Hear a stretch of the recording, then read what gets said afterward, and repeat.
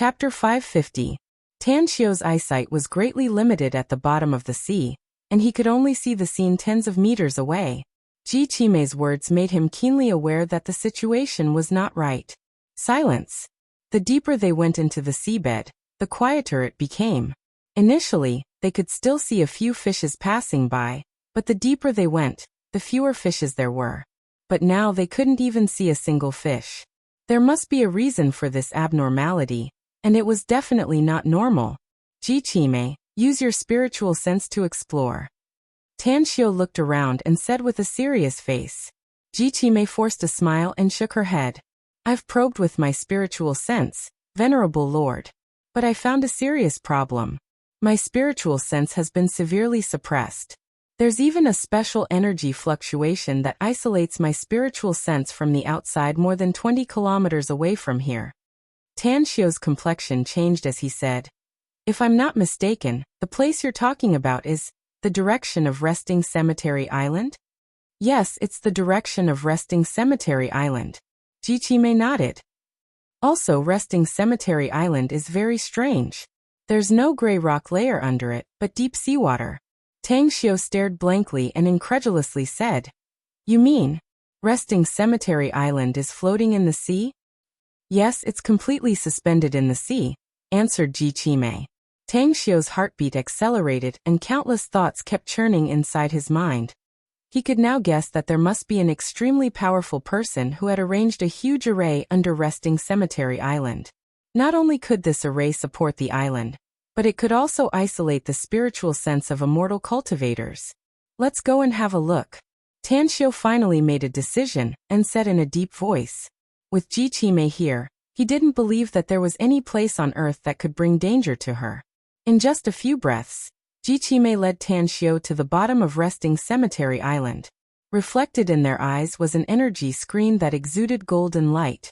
On the energy screen, simple and unadorned Sanskrit characters that seemed to have experienced the vicissitudes of life were constantly moving on the light, as though they had spiritual wisdom. Ji Qimei, can you break this array? Tan Xiu studied it for a long time, but he still couldn't see through the mystery of this light curtain. He immediately turned to look at Ji Qimei and asked. Ji Qimei furrowed her brows and nodded. Then, she shook her head and helplessly said, I can break this array, Venerable Lord, but I found a serious problem. If I break this array by force, the entire array will be completely destroyed. If that was the case, Resting Cemetery Island would sink. Everything we've done has gone to waste. Tang Xiu's complexion changed. At the moment when he was at a loss of what to do, a special energy fluctuation suddenly made his fingers slightly numb. He was finally able to sense the fluctuation of a thirst emotion. What? Tang Xiu directly opened the interspatial ring. At this moment, the rusty ancient bronze lamp automatically flew out of the ring. Almost at the moment it came to the outside world, a dazzling golden light illuminated hundreds of kilometers of the seabed in a dazzling golden light. In the next moment, the ancient bronze lamp suddenly ignited by itself. A small wisp of flame jumped like a sprite, and a Buddhist sarira exuding a lofty Buddhist radiance quietly floated in front of Tan Xiu and Ji Qimei. What's this, Venerable Lord? Ji Qimei asked with a surprised expression. Tan Xiu shook his head in a daze. Although he had obtained the ancient bronze lamp, he had yet to study its mysteries. Usually he only ignited the ancient bronze lamp when he was cultivating, which could make the surrounding heaven and earth spiritual energy richer, and make his mind more tranquil. Buzz, a mysterious aura exuded from the Buddhist sarira. A golden brilliance that was 100 times more intense than the surrounding golden light directly shot into the energy layer. Suddenly, a 4-meter-tall and 2-meter-wide portal appeared in front of them. Get in! Tan Xiu and Ji Qimei exchanged glances.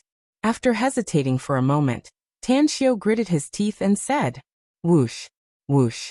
After the two figures entered the portal, they were immediately stunned by the scene in front of them.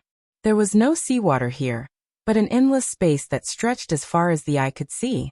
In this vast space, there was a blue sky and white clouds, a black land, and undulating mountains without any vegetation. However, the countless tombstones and ancient tombs made one's scalp tingle. There are at least hundreds of thousands of tombs in sight. What is this place? Tanshio muttered to himself. Jichime squinted her eyes and said, Venerable Lord, this is still the Earth space. It's just that someone has opened a small world and attached it to the Earth space barrier. These ancient tombs exude a very ancient aura, as though they are millions of years old. Also, look at the characters on those tombstones. All of them are written in Buddhist Sanskrit. In other words, all the people buried here are Buddhists. Buddhist burial? Tanshio suddenly recalled the inheritance he obtained in the walled hill village in Star City, which mentioned something about Buddhist burial. The content recorded there was very little. It only said that among the myriad worlds, there was once a Buddhist world, which was also the original land of Buddhism, and the core of its development. Holy monk Amitabha had reached the level of a divine monk, and was quite famous in the god realm. Unfortunately, holy monk Amitabha offended a mighty figure in the god realm, and was eventually chased for millions of years.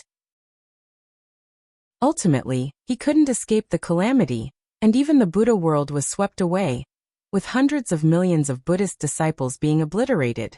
Later on, there were once Buddhist disciples from other worlds that found the shattered Buddha realm. In the end, they created a special world, and carried out an unparalleled Buddha burial. Unfortunately, this matter was later learned by that mighty figure. After being chased for tens of thousands of years, that Buddhist disciple managed to escape, and was never heard from again. It was as though he had evaporated from the myriad worlds. I never thought that that Buddhist disciple would come to Earth and put the special world he created here. Buddha is compassionate, and the knowledge passed down by Buddhism is full of positive energy in the modern society. Tanshio suddenly felt a bit glad that he didn't order Jichime to destroy the array. Otherwise, this world would have collapsed, and the ancient tombs of these Buddhist mighty figures would eventually dissipate into nothingness. Roar! A mournful roar came from the distant sky. Tanshio's complexion slightly changed. It was just a roar, but it almost broke his eardrums. Jichime waved her sleeves to protect Tanshio and said, Venerable Lord, there are some living beings here. Shall we go and have a look? Tanshio slightly nodded and said, Do remember to be careful. All right. Jichime replied and quickly brought Tanshio to the distance. Her speed was extremely fast. In just 2 minutes, she had crossed hundreds of millions of Buddhist tombs and appeared millions of kilometers away. When the outline of a towering mountain appeared in front of them, Jichime's footsteps suddenly halted. Venerable Lord. Tanshio looked around and saw a white and tall golden rock with 2 thick iron chains shackling its feet. Raging flames were burning on the golden rock's body. However, the golden rock was still standing there with its head held high. Dolls, there are 2 human dolls? Succubus dolls? Interesting. The golden rock slowly lowered its head. After seeing Tanshio and Jichime in the distance, it spoke in a jerky voice. Do you know our origin? Tanshio shouted in a deep voice. What are you? What are you? The golden rock lowered its head even more. After a long time, it spoke in a jerky voice. I'm the golden rock of the god realm, not something. But you actually have his golden relic core. It's a pity. Pity that your strength is too weak, else I'd have a chance to leave this place and return to the god realm. Tanshio was silent for a moment and spoke again. I know the golden rock. It's a very powerful mythological beast in the god realm. I didn't expect that I, Tanshio, would encounter a mythological beast. Tell me, how did you get chained here? The golden rock shook its head and snorted. I can't remember it. It's really strange. It's like someone erased part of my memory. Who was it? Tanshio stared blankly. He immediately frowned and asked, Forget it since you can't remember it. But you should be very clear about the Buddha tomb here, right? The golden rock blinked its huge eyes and suddenly said, I just remembered something. I followed my master to chase and kill Buddha, but I was captured and chained here. Master, my master. My master actually doesn't exist anymore? It shouldn't be. After saying that, large droplets of golden liquid flowed out of its eyes. Tanshio was dumbfounded. He didn't expect that this golden rock mythological beast would actually cry. What the hell is this? After a long while, Tanshio was at a loss whether he had to cry or laugh as he said, All right. Let's talk about the most serious matter. If I can rescue you in the future, what benefits can you give me? The golden rock pondered for a moment before it stopped crying and said, how about I help you condense your golden body? Although Buddha is very weak, I seem to understand it. Tanshio blinked. Golden body of Buddha? What kind of joke was this? The heavenly art of cosmic genesis he practiced was a supreme fiend god cultivation technique, and it was also a supreme fiend god body.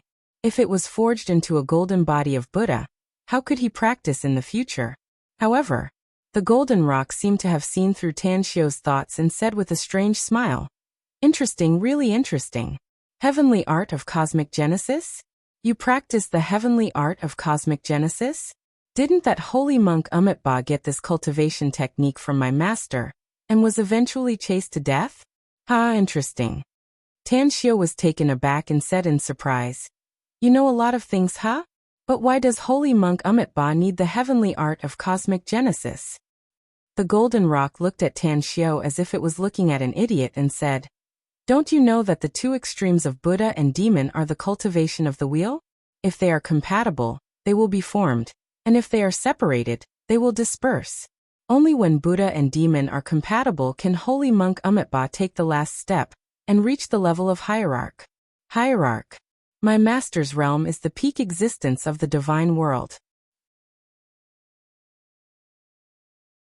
Chapter 551. Tanshio was completely dumbfounded. He was once a supreme in the immortal world, but how could he know the secrets of the god's realm? Even though he had obtained the heavenly art of cosmic genesis back in the immortal world, he couldn't cultivate it no matter how hard he studied it. Not to mention everything this golden rock just said. We'll take our leave if there's nothing else. Tanshio let out an embarrassed smile, and immediately prepared to leave. Since there was no danger beneath resting Cemetery Island, his purpose of coming here could be considered to have been achieved. As long as he searched the nearby sea area and captured all the fierce beasts and brought them to resting Cemetery Island to be tamed and raised, it could be considered as a success. The golden rock was startled and quickly said, please don't.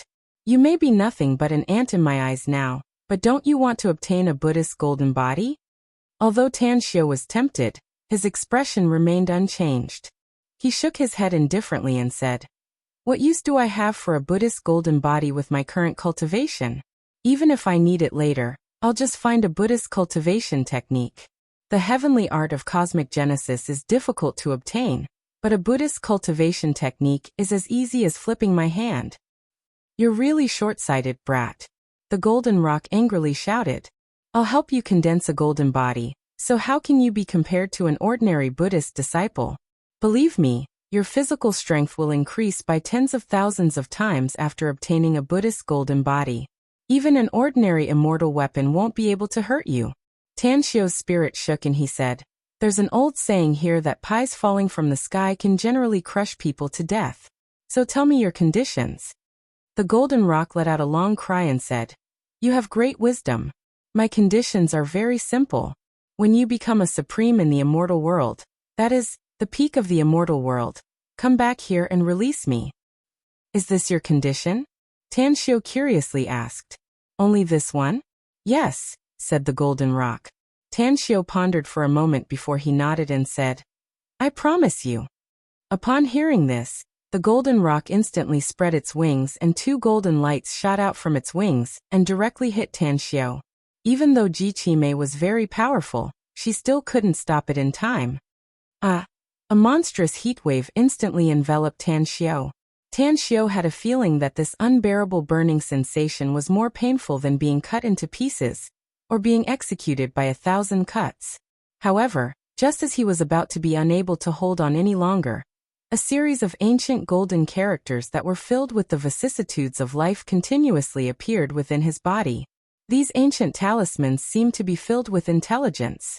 As they swam through his body, they fused into the meridians all over his body. One blocked meridian after another was penetrated by the ancient talismans. The ancient talismans occupied the acupoints one after another.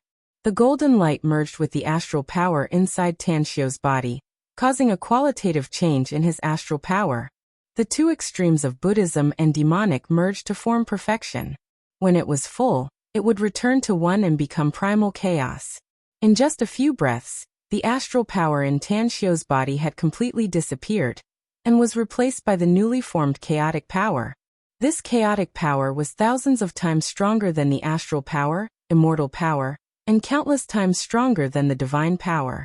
Only when one reached the hierarch realm could he slowly transform the divine power into chaotic power, opening up a new world and forming a new reincarnation. Finally, he could take the last step and become a supreme existence. And Tan Xiu, whose cultivation was not even at the nascent soul stage of ordinary cultivators, actually possessed this kind of chaotic power. If the mighty figures in the immortal world and the divine world knew about it, they would probably go crazy with jealousy. At this moment, Tang Xiu's muscles, bones, meridians, and even his 5 viscera and 6 bowels underwent a qualitative change. His eyes emitted a gray light, and his skin seemed to have darkened a lot as if it had a bronze color.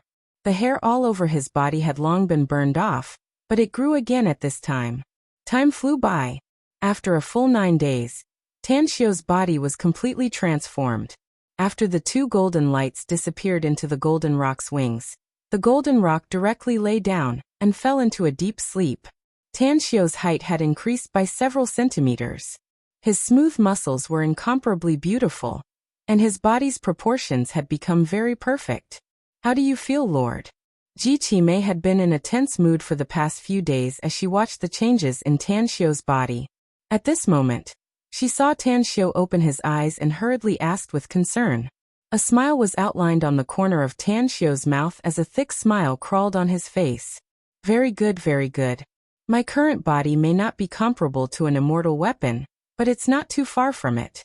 I really didn't expect that there would be a day when my physique would actually be stronger than those body cultivators. Buddhist golden body. It was not a real body cast from gold, but a human body that had undergone a qualitative change. Even the bones had become comparable to metal and stone. Even Buddhist disciples who wanted to have a Buddhist golden body were powerhouses with profound attainments in Buddhist Dharma. Ji Qimei looked at the golden rock and asked in a low voice, "What happened to it?" Tan Xiu turned to look at the golden rock with a bit of gratitude in his eyes. It didn't matter what happened to it in the past or what enmity its master had with Buddhism. At the very least, it had helped him achieve a Buddhist golden body, making his physique strength soar thousands of times. Rest assured, I'll come back and release you from this place after I return to my peak. Tan Xiu cupped his fists and said with a clear voice. After saying that, he didn't stay any longer, and let Ji Qimei take him back the way they came. After he left the portal, he saw the ancient bronze lamp still suspended in the air, and the flickering flame was much dimmer than before. Is there a problem, Lord? I sensed a powerful aura from above. Ji Qimei saw that Tan Xiu had stored the ancient bronze lamp into his interspatial ring. As the portal on the light curtain disappeared, her complexion suddenly changed, and a glint burst out from her eyes. With a slightly changed expression, Tan Xiu said in a deep voice, "Go up immediately." Ji Qimei's speed was extremely fast. In just a few breaths, she had already brought Tan Xiu out of the sea surface, and was only 7 to 8 kilometers away from Resting Cemetery Island. The moment the two of them rushed out of the sea surface, their eyes simultaneously fell on the huge octopus. How strange! This shouldn't be called a fierce beast, right? But a demon? Tan Xiu was surprised. This is indeed a demonic beast, Lord, said Ji Qimei respectfully. It has comprehended its own cultivation method and created a brand new cultivation system. There's also a demon core inside its body. It's very different from the beast core inside a high-level fierce beast. Tan Xiu stroked his chin and asked, "What do you think about this demonic beast's strength? Judging from its desperate attack on the Resting Cemetery Island's array, I'm afraid it's much stronger than me." It's indeed very powerful, said Ji Qimei respectfully. According to the cultivation level of cultivators, its strength is more than that of a nascent soul stage cultivator, and can be compared to a spirit formation stage cultivator. It's really inconceivable for someone with such strength to appear on Earth today. I once sensed a terrifying aura in a certain sea area in the South China Sea. Tan Xiu shook his head. This shows that there are indeed many dangerous fierce beasts in the tens of thousands of islands in the vast sea. Maybe there are also demonic beasts like this one. Well, it's up to you to get rid of it. It just so happens that my physical strength has greatly increased, so I need to cultivate a higher level cultivation technique. I've cultivated both Buddhism and Demon Tao, and I already have a Buddhist golden body. I just need to cast my demon body. Jiqimei didn't know much about Tanxio's cultivation. She didn't even know that Tanxio cultivated the heavenly art of cosmic genesis. Of course, even if she knew it now, she didn't know how powerful and special this cultivation technique was. After receiving Tanxio's order, she gently stroked her finger, and a lightning bolt appeared out of thin air, instantly forming a terrifying electric net that wrapped the octopus demonic beast inside. Then Jiqimei's wrist gently shook and the electric net wrapped around the octopus demonic beast was pulled over, directly appearing in front of the two of them. "Should we kill it directly, Lord?" asked Jiqimei. Tanxio nodded and said, "Kill it directly and decompose its body for me. Also, break down its body for me. Remember, you must keep its demon core and all its blood." "Understood." Jiqimei respectfully nodded. The electric net shrank, and the octopus demonic beast was dismembered amidst shrill screams. Pieces of its flesh were wrapped by the air currents. Not a single drop of blood or hair of the octopus demonic beast, which weighed more than 10,000 kilograms, was lost. Tanxio waved his arm and collected the octopus demonic beast's flesh and blood into his interspatial ring. It took him a few minutes to collect all the flesh and bones. Jiqimei, catch all the fierce beasts in the sea area within a 500-kilometer radius, and throw them on Resting Cemetery Island. We'll immediately return to Jingmen Island after this task is completed. Tanxio ordered, and then flew toward Resting Cemetery Island. Just now, dozens of Everlasting Feast Hall's experts on Resting Cemetery Island were standing on the shore, watching the octopus demonic beast baring its fangs and brandishing its claws as it constantly whipped the array with its tentacles. However, Jiqimei easily trapped the octopus demonic beast. That terrifying electric net simply made their hearts tremble. Although they knew that Jiqimei was very powerful, they didn't expect that she would be this powerful. However, the ones who were most shocked were not the dozens of experts from the Everlasting Feast Hall, but Taoist Su Yang, who was standing on the shore of Resting Cemetery Island. The moment the octopus demonic beast appeared, his heart was already in his throat, and he was ready to fight to the death. However, the array arranged by Jiqimei made him exclaim in surprise. He could feel that the octopus demonic beast was at least 100 times more powerful than him. However, the octopus demonic beast had been attacking it for a long time, yet it still couldn't break the array. Jiqimei's action ignited the shock in his heart. Is she still human? Even a spirit formation stage expert might not be able to do this, right? Is she a body integration stage expert? Or Great Ascension stage? Thinking up to there, Taoist Su Yang's old face turned particularly splendid. Chapter 552. At the Tang family's ancestral residence in the imperial capital, Tang Guosheng's face was gloomy as he looked at the gray-robed and sturdy old man sitting in front of him. Tang Guosheng had been in the army all his life and had encountered countless storms and waves, but there were only a handful of people who could make him afraid. And the one in front of him was one of them. Dongbei, who I need a reason. Tang Guosheng was silent for a long time before he spat out the words with difficulty. Had it been someone else who dared to ask me for a reason, he would have turned into a corpse by now, said Dongbei, who with a calm expression. Even his family would have been wiped out. But you, Tang Guosheng, have a bit of a relationship with me, and I also admire what you did in the past. So I'll give you a reason. I owed a favor to the Yao family back then, and Yao Qingzuan has kept it until now. The reason why I came to your Tang family is to repay that favor. Tang Guosheng clenched his fists and anger burst out from his eyes. After a long silence, he slowly said, 7 days. Give me 7 days to make a decision. Leave and you'll live, stay and die. Dongbei, who nodded. I've said what I should say, so it's up to you to decide. You're just an ordinary person with half a foot in the coffin. It's worth it whether you live or die. But think about your family's descendants. Nothing is more precious than living. After that, he slowly stood up and took a step forward. In an instant, he had already disappeared from the room. Tang Guosheng's tense body went limp the moment Dong Bei Hu disappeared. His back was already covered in sweat, and his entire body was filled with exhaustion. If it wasn't for Tan Xiu's treatment that made his body very healthy, he wouldn't have been able to hold on for a long time after today's meeting. Bam, bam, bam. Rapid footsteps came from the door as Tang Guoshou, Tang Yunpeng, and Tang Min rushed in from the outside. When they saw the pale and sweaty Tang Guosheng, Tang Yunpeng hurriedly asked, "Dad, what did that Dong Bei Hu say? Did he change his mind?" Tang Guosheng shook his head with difficulty and bitterly said, "He didn't change his mind. I asked him for 7 days. I'll give him an answer after 7 days." Tang Guoshou slammed the wall and angrily shouted, "Cultivators dare to meddle in the affairs of ordinary people like us, and they even dare to make things difficult for big clans like us. Had the Yao family gone mad? If the matter of him using the Amur tiger is spread out, I'm afraid that all the families in the country will be furious and even be on guard against his Yao family. Who knows, they might even secretly unite and find an opportunity to eliminate his Yao family." Tang Guosheng said helplessly, "Do they dare?" Tang Guoshou's breathing stagnated, and a pained expression appeared in his eyes. Yes, would they dare? The Manchurian tiger's identity was clear to the top figures and the top clans in China.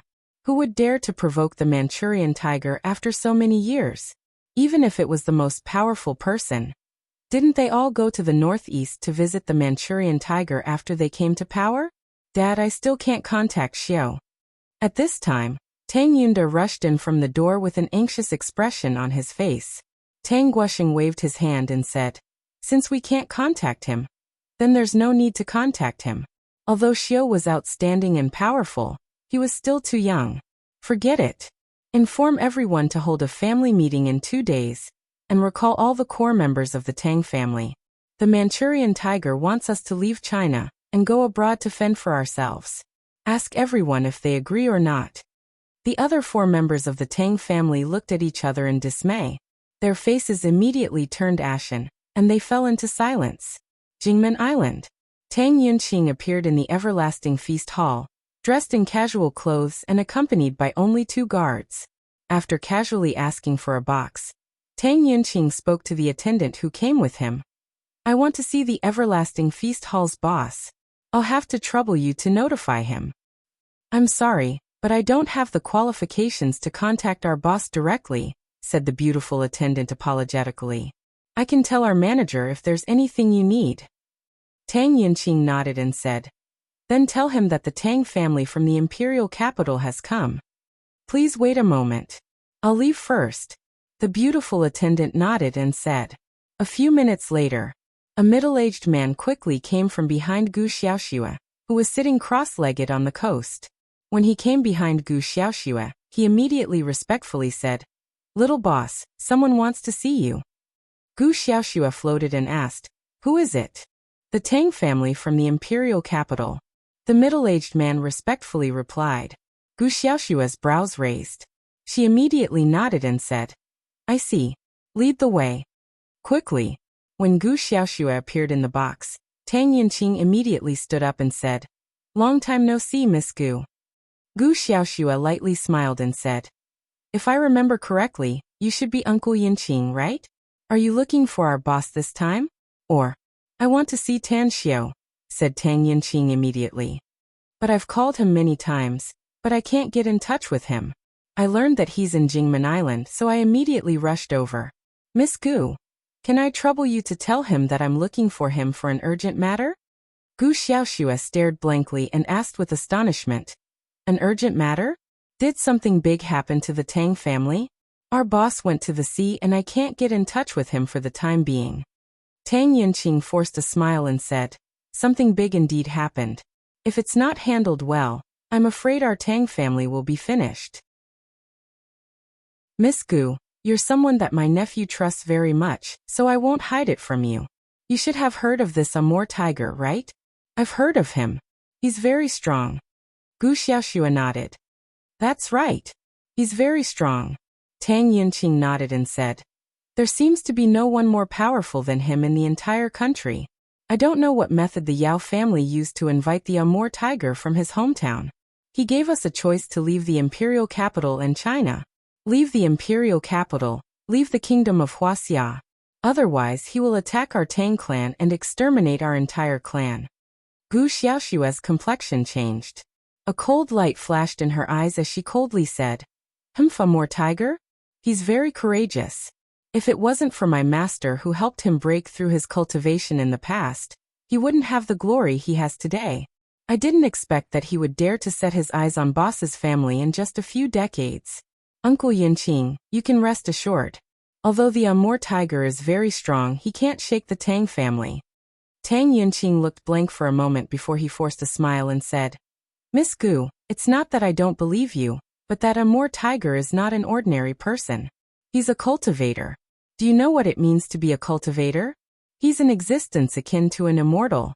In case. There's no in case. Gu Xiaoxue waved her hand and said, I'll immediately send someone to follow you back to the imperial capital. If the Amur tiger dares to attack the Tang family's ancestral residence directly, at least the people I'll send to help you resist for a while. Also, I'll immediately send someone to Clam Island to find my boss. As long as they know my boss, let alone a small Amur tiger. Even if there are 100 Amur tigers, only death awaits them. Tang Yunqing was stunned. He didn't expect that Gu Xiaoxue could speak such arrogant words. After hesitating for a while, he curiously asked, Miss Gu, do you know about cultivators?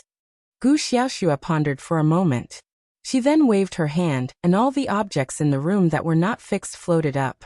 Along with the movement of her wrist, everything began to rotate in a certain pattern. Heavens! This is... Tang Yunqing was shocked. His eyes were wide open, as if he was dreaming. Such means and such a scene were beyond his understanding. I don't know if boss has told you that we're all cultivators, but I'm sure that our everlasting feast hall has someone who can get rid of the Amur tiger. Moreover, there's more than one of them. However, Xiaoxue needs to ask Uncle Yunqing a favor. When Tang Yunqing saw that everything was put back in place, he immediately asked excitedly, What's the matter? Tell me. As long as I can do it, I'll do it without any hesitation. Gu Xiaoxue said, Uncle Yunqing, I hope you can keep what I just said to you in your heart. I don't want anyone to know about it from your mouth. After all, our identities are very special, and I told you directly without boss's permission. Even my uncle can't do it. Tang Yunqing quickly asked. He's the Tang family's patriarch, and I'm afraid he's under the biggest pressure now. Gu Xiaoxue shook her head and said, Elder Tang's identity is extraordinary. Even if there's pressure, it won't be able to push him down. Furthermore, I think that now is the best time for the Tang family to unite as one. Tang Yunqing was silent for a moment before he nodded and said, I understand. Rest assured, Miss Gu. Since you said so, I'll never tell anyone. Half an hour later, Tang Yunqing left with 2 guards and 30 experts of the Everlasting Feast Hall. At the same time, Gu Xiaoxue immediately issued an order to send someone to Clam Island to find Tan Xiao. At Jingmen Island's port, just as Tan Xiao stepped off the liner, he saw several familiar experts of the Everlasting Feast Hall walking toward another liner. His expression changed slightly, and he sent someone to call those people over. Boss, we're about to go to Clam Island to find you. The big man who was called respectfully reported. Looking for me? Tan Xiao was puzzled. Why? Little boss is looking for you. She said that there's an urgent matter. I got it. Tan Xiao's expression changed. After rushing to the Everlasting Feast Hall, he saw Gu Xiaoxue standing at the edge of the parking lot. Apparently, she had received the news of his return in advance. Xiaoxue, you said there's an urgent matter? Gu Xiaoxue gestured to the others. As everyone dispersed, she then said, Boss, I saw Tang Yunqing 2 hours ago. Tan Xiao's expression moved and asked, Is the matter you're about to tell me related to the Tang family? That's right. Uncle Yunqing told me that the Amur tiger from the northeast has arrived at the imperial capital and is going to attack the Tang family. Gu Xiaoxue nodded. Today's 3rd update has ended. seeking monthly and recommendation votes for support. Chapter 553. Tan Xiu's strength had skyrocketed, and he was now full of confidence. If it was said that he wanted to challenge Daoist Su Yang before, and verify the exact extent of his strength, then he didn't have such thoughts now because Daoist Su Yang was already unable to harm him in the slightest by merely relying on the strength of his physique.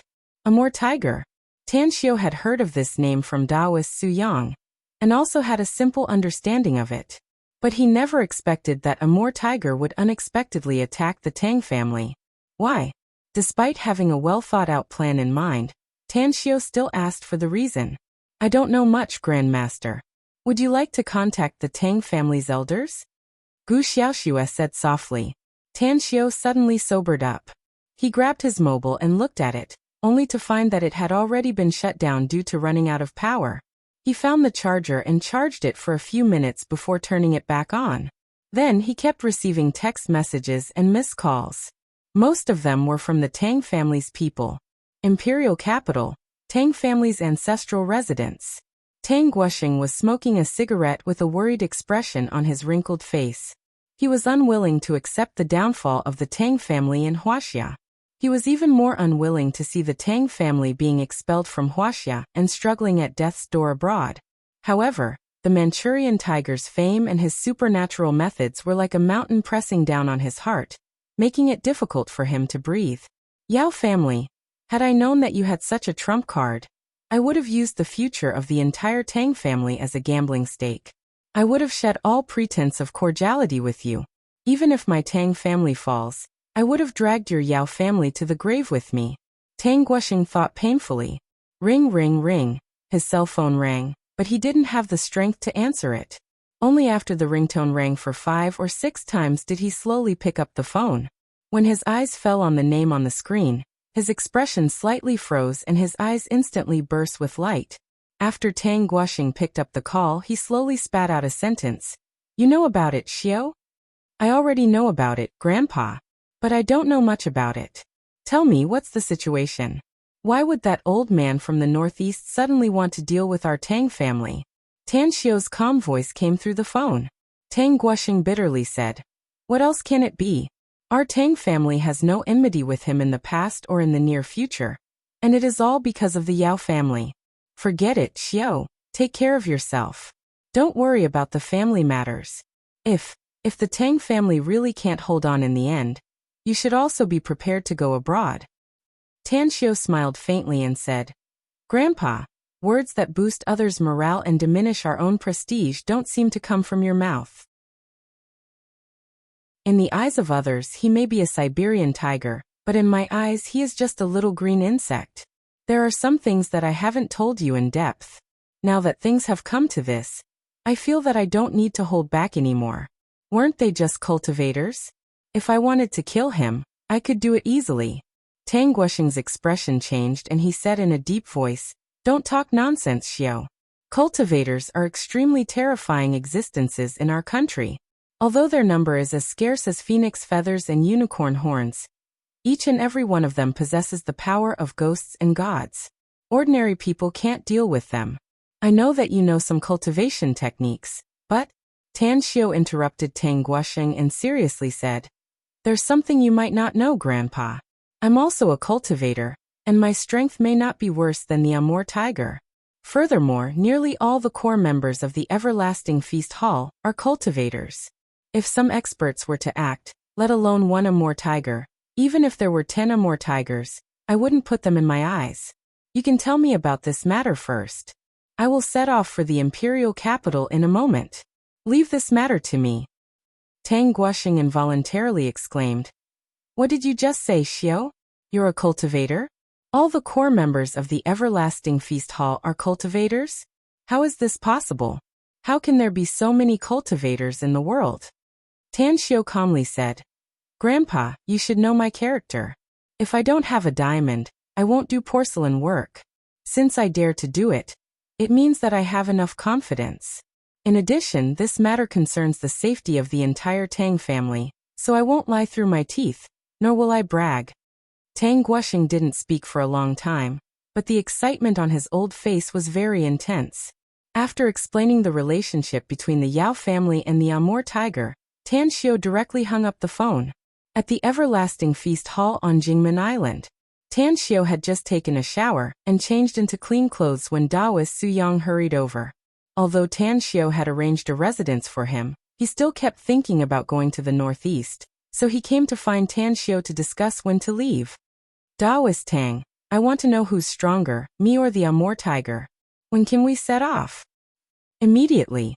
Tan Xiu gave a clear answer. Daoist Su Yang's eyes lit up and he smilingly said, Daoist Tang is really a man of his word.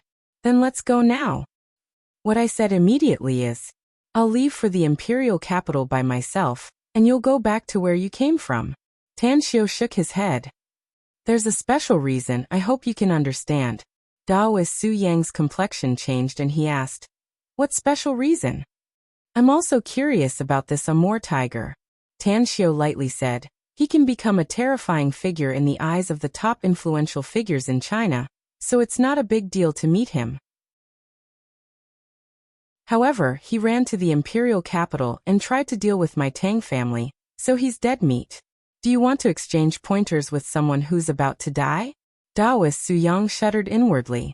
He recalled Ji Qimei's terrifying strength, as well as Tan Xiu's unfathomable cultivation. He hesitated for a moment before he forced a smile and said, Daoist Tang, are you mistaken? Amur tiger may be powerful, but he never takes the initiative to provoke others. How could he possibly deal with your Tang family? My Tang family is one of the top families in China, explained Tan Xiu. We're in the political maelstrom and naturally have political enemies. This political enemy is the Yao family in the imperial capital. The old patriarch of the Yao family once saved Amur tiger's life. I don't think I need to say the rest, right? Daoist Su Yang was silent for a while before he helplessly shook his head and said, if that's the case, then let me go to the imperial capital with you. He and I have been rivals for nearly 100 years. Since he's leaving, I hope I can be there to send him off personally. If that's the case, then it's fine. Tan Xiu nodded. The imperial capital. In a high-end specialty store on the 4th floor of Baiyun Mall, Tang Tang was being dragged by her friends to stroll around. The atmosphere in her family was not right these days. Although she wanted to inquire about what happened, nobody was willing to tell her. The result was depressing to her. But the thing that annoyed her the most was not this matter. It was the morning when she was inexplicably bumped into, and the other party even cursed her a lot of vulgar words. Although she was not injured, she argued with the other party for a long time and suffered a lot of vexation. Yin Yan, is it about time? Tang Tang touched her right arm and asked in a low voice. What's wrong with you today, Tang Tang? Guan Yin Yan laughed. I know you're in a bad mood these days, so I dragged you out to relax, but you're still listless. Did something happen? Just tell me if there's something. I'll help you. Tang Tang shook her head and was about to speak. Suddenly, she saw a girl with a pet dog in her arms, dressed in famous brands, coming from a distance, followed by 2 young men. She knew the 2 young men.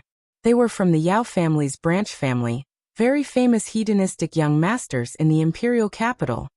How come they are together? Tang Tang slightly furrowed her brows. To avoid trouble, she pulled Guan Yin Yan and whispered, I'm fine. Let's go quickly. Whoops, isn't this the bitch who bumped into me today? I was alone this morning and you bullied me. How about now? I'm taking my 2 cousins shopping. Why don't you try and bully me again? The girl quickened her pace and came before Tang Tang and Guan Yin Yan. Immediately, Yao Xinlei and Yao Xintao, who stood behind her, looked angry. Yao Xinlei strode to the girl's side and glared at Tang Tang, shouting, So you're the one who bullied my cousin this morning? Tang Tang, I've long wanted to beat you up, but I didn't expect you to take the initiative to provoke us. Come with me. I'll let you know today that your Tang family is not qualified to lick our Yao family's ass. Having said that, he grabbed Tang Tang's arm. Tang Tang angrily swung her arm, but she couldn't break free from the big hand. She immediately shouted angrily, Yao Xinlei, I know you're not a good thing, but what's the use of bullying girls? Let go of me, else I'll call my big brother. Yao Xinlei's heart jumped. He knew who the big brother Tang Tang was talking about was. He and Tang Wei were both living in the imperial capital, and he was perfectly aware of Tang Wei's cruel and merciless character. He would have been afraid if it was any other time. But this time was different. He was following his cousin Yao Xinhua's plan, so he naturally wasn't afraid of Tang Wei. Tang Tang, this matter isn't over yet. Call your big brother if you have the ability. I'll change my surname to Tang if I don't beat him up. Tang Tang struggled to break free from Yao Xinlei's hand. She took out her mobile and quickly called Tang Wei, explaining the whole situation in a clear and organized manner. Wait for me. This was Tang Wei's reply.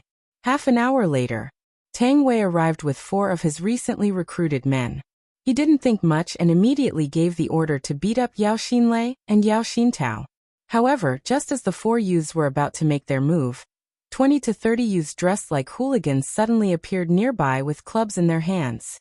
Without any words, those youths attacked the 4 youths brought by Tang Wei. Bastards!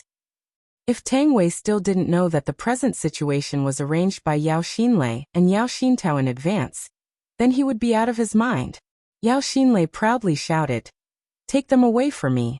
Send them to the small dark room, and hand them over to Brother Xinhua to deal with. It's a new week, please vote for me."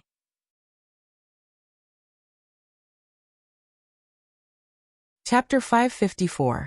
Baiyun Mall was a high-end place in the imperial capital, and its security force was quite good. However, Yao Xinlei had long bribed the mall's security guards by relying on his identity and promised some benefits.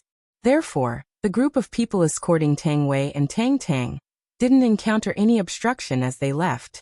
However, this dispute was seen by a certain family's junior in the imperial capital.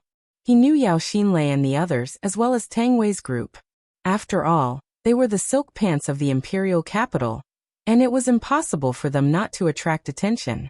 Therefore, the news that Tang Wei and Tang Tang were escorted away by Yao Xinlei's group quickly reached Tang Guosheng's ears. Find them and rescue them. Tang Guosheng issued the order with a gloomy face and mobilized all the Tang family's intelligence network in the imperial capital, using all their connections. On the other side, the Yao family didn't seem to deliberately hide their whereabouts, so Tang Guosheng learned the address where Tang Wei and Tang Tang were escorted to in just over an hour. At the same time, Tan Xiao and Daoist Su Yang appeared at the imperial capital airport. The siblings, Light and Dark, who had just returned to Jingmen Island's everlasting feast hall, also followed them to the imperial capital. Tan Xiao hung up the phone and a ruthless look flashed in his eyes. He faintly regretted that he didn't directly get rid of Yao Xinhua when he was in Jingmen Island. Little dark house? Tan Xiao sneered inwardly. According to the address he just got from Tang Guosheng, he directly stopped a taxi, and the 4 of them rushed to the destination. Imperial Capital's Bridgehead District, Jiabeil Amusement Park. Yao Xinhua sat in the empty innermost part of the amusement park's haunted house, with a lit cigarette dangling from the corner of his mouth. The entire haunted house was dimly lit, with smoke lingering in the air and a gloomy atmosphere that sent chills down one's spine. The 2 brothers, Yao Xinlei and Yao Xintao, stood on both sides of Yao Xinhua. They crossed their arms and looked at Tang Wei and Tang Tang, as well as Guan Yinyan, who was caught because of Yang Qi. What's wrong? Young Master Tang, are you afraid? Yao Xinhua flicked the cigarette ash and sat cross-legged on the chair, teasing. Tang Wei's expression was very calm. He looked at Yao Xinhua's complacent expression and lightly said, "There's something I forgot to tell you. Your grandpa is afraid of everything, but I'm not afraid of your Yao family's cowards. Yao Xinhua, I originally thought you were the most outstanding descendant of the Yao family, but I didn't expect you to play this kind of petty tricks. It seems like I overestimated you. Tang Wei, what's the point of flaunting your tongue?" Yao Xinhua mocked.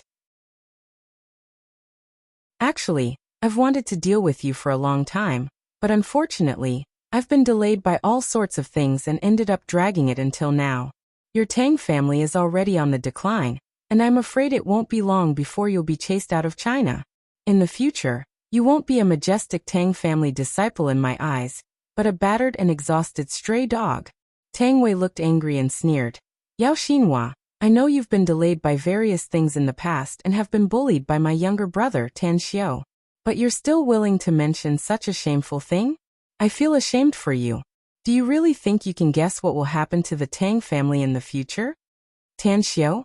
Yao Xinhua clenched his fists tightly with a resentful look in his eyes. What he hated the most now was this name and its owner. If he could, he wished he could hack Tan Xiao into pieces and pull out his tendons and skin him alive.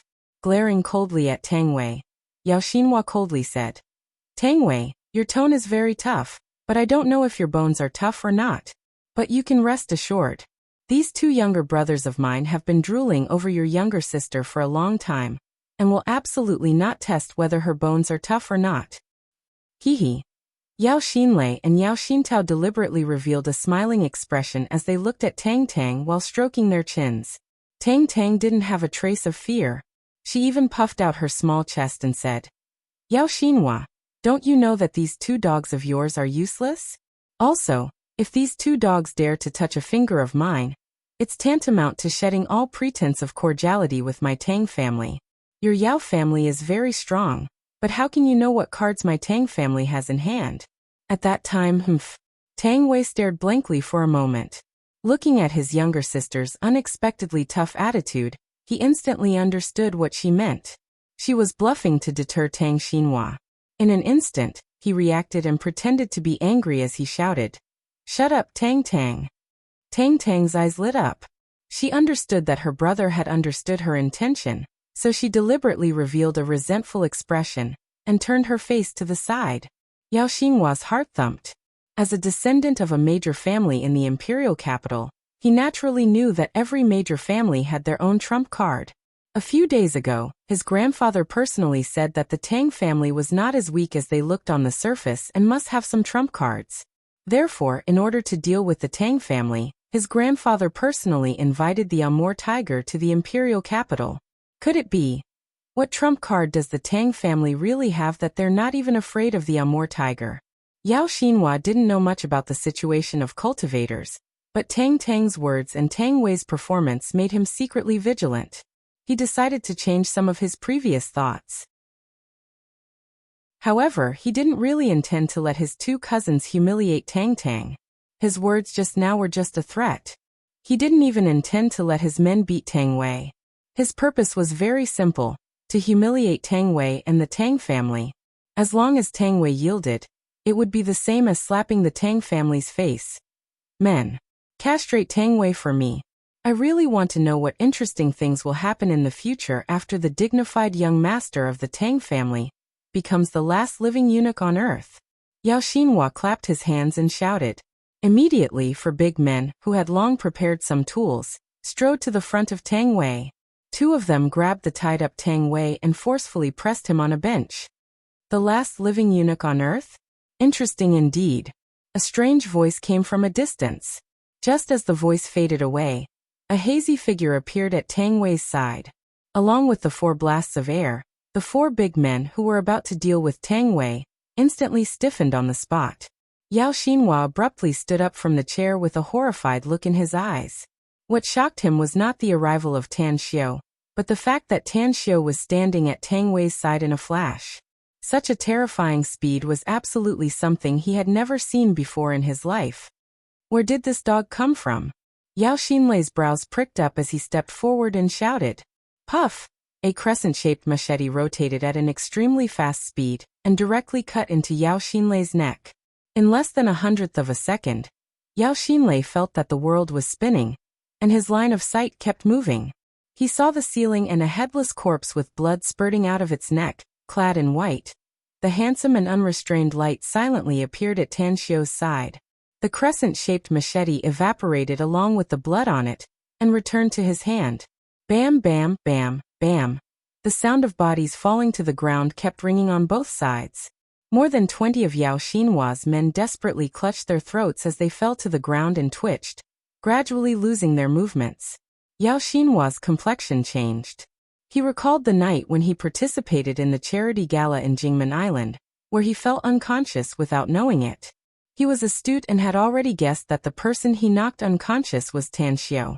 But now, the terrifying strength displayed by Tan Xiao, as well as the white-clothed man, brought him a deep threat.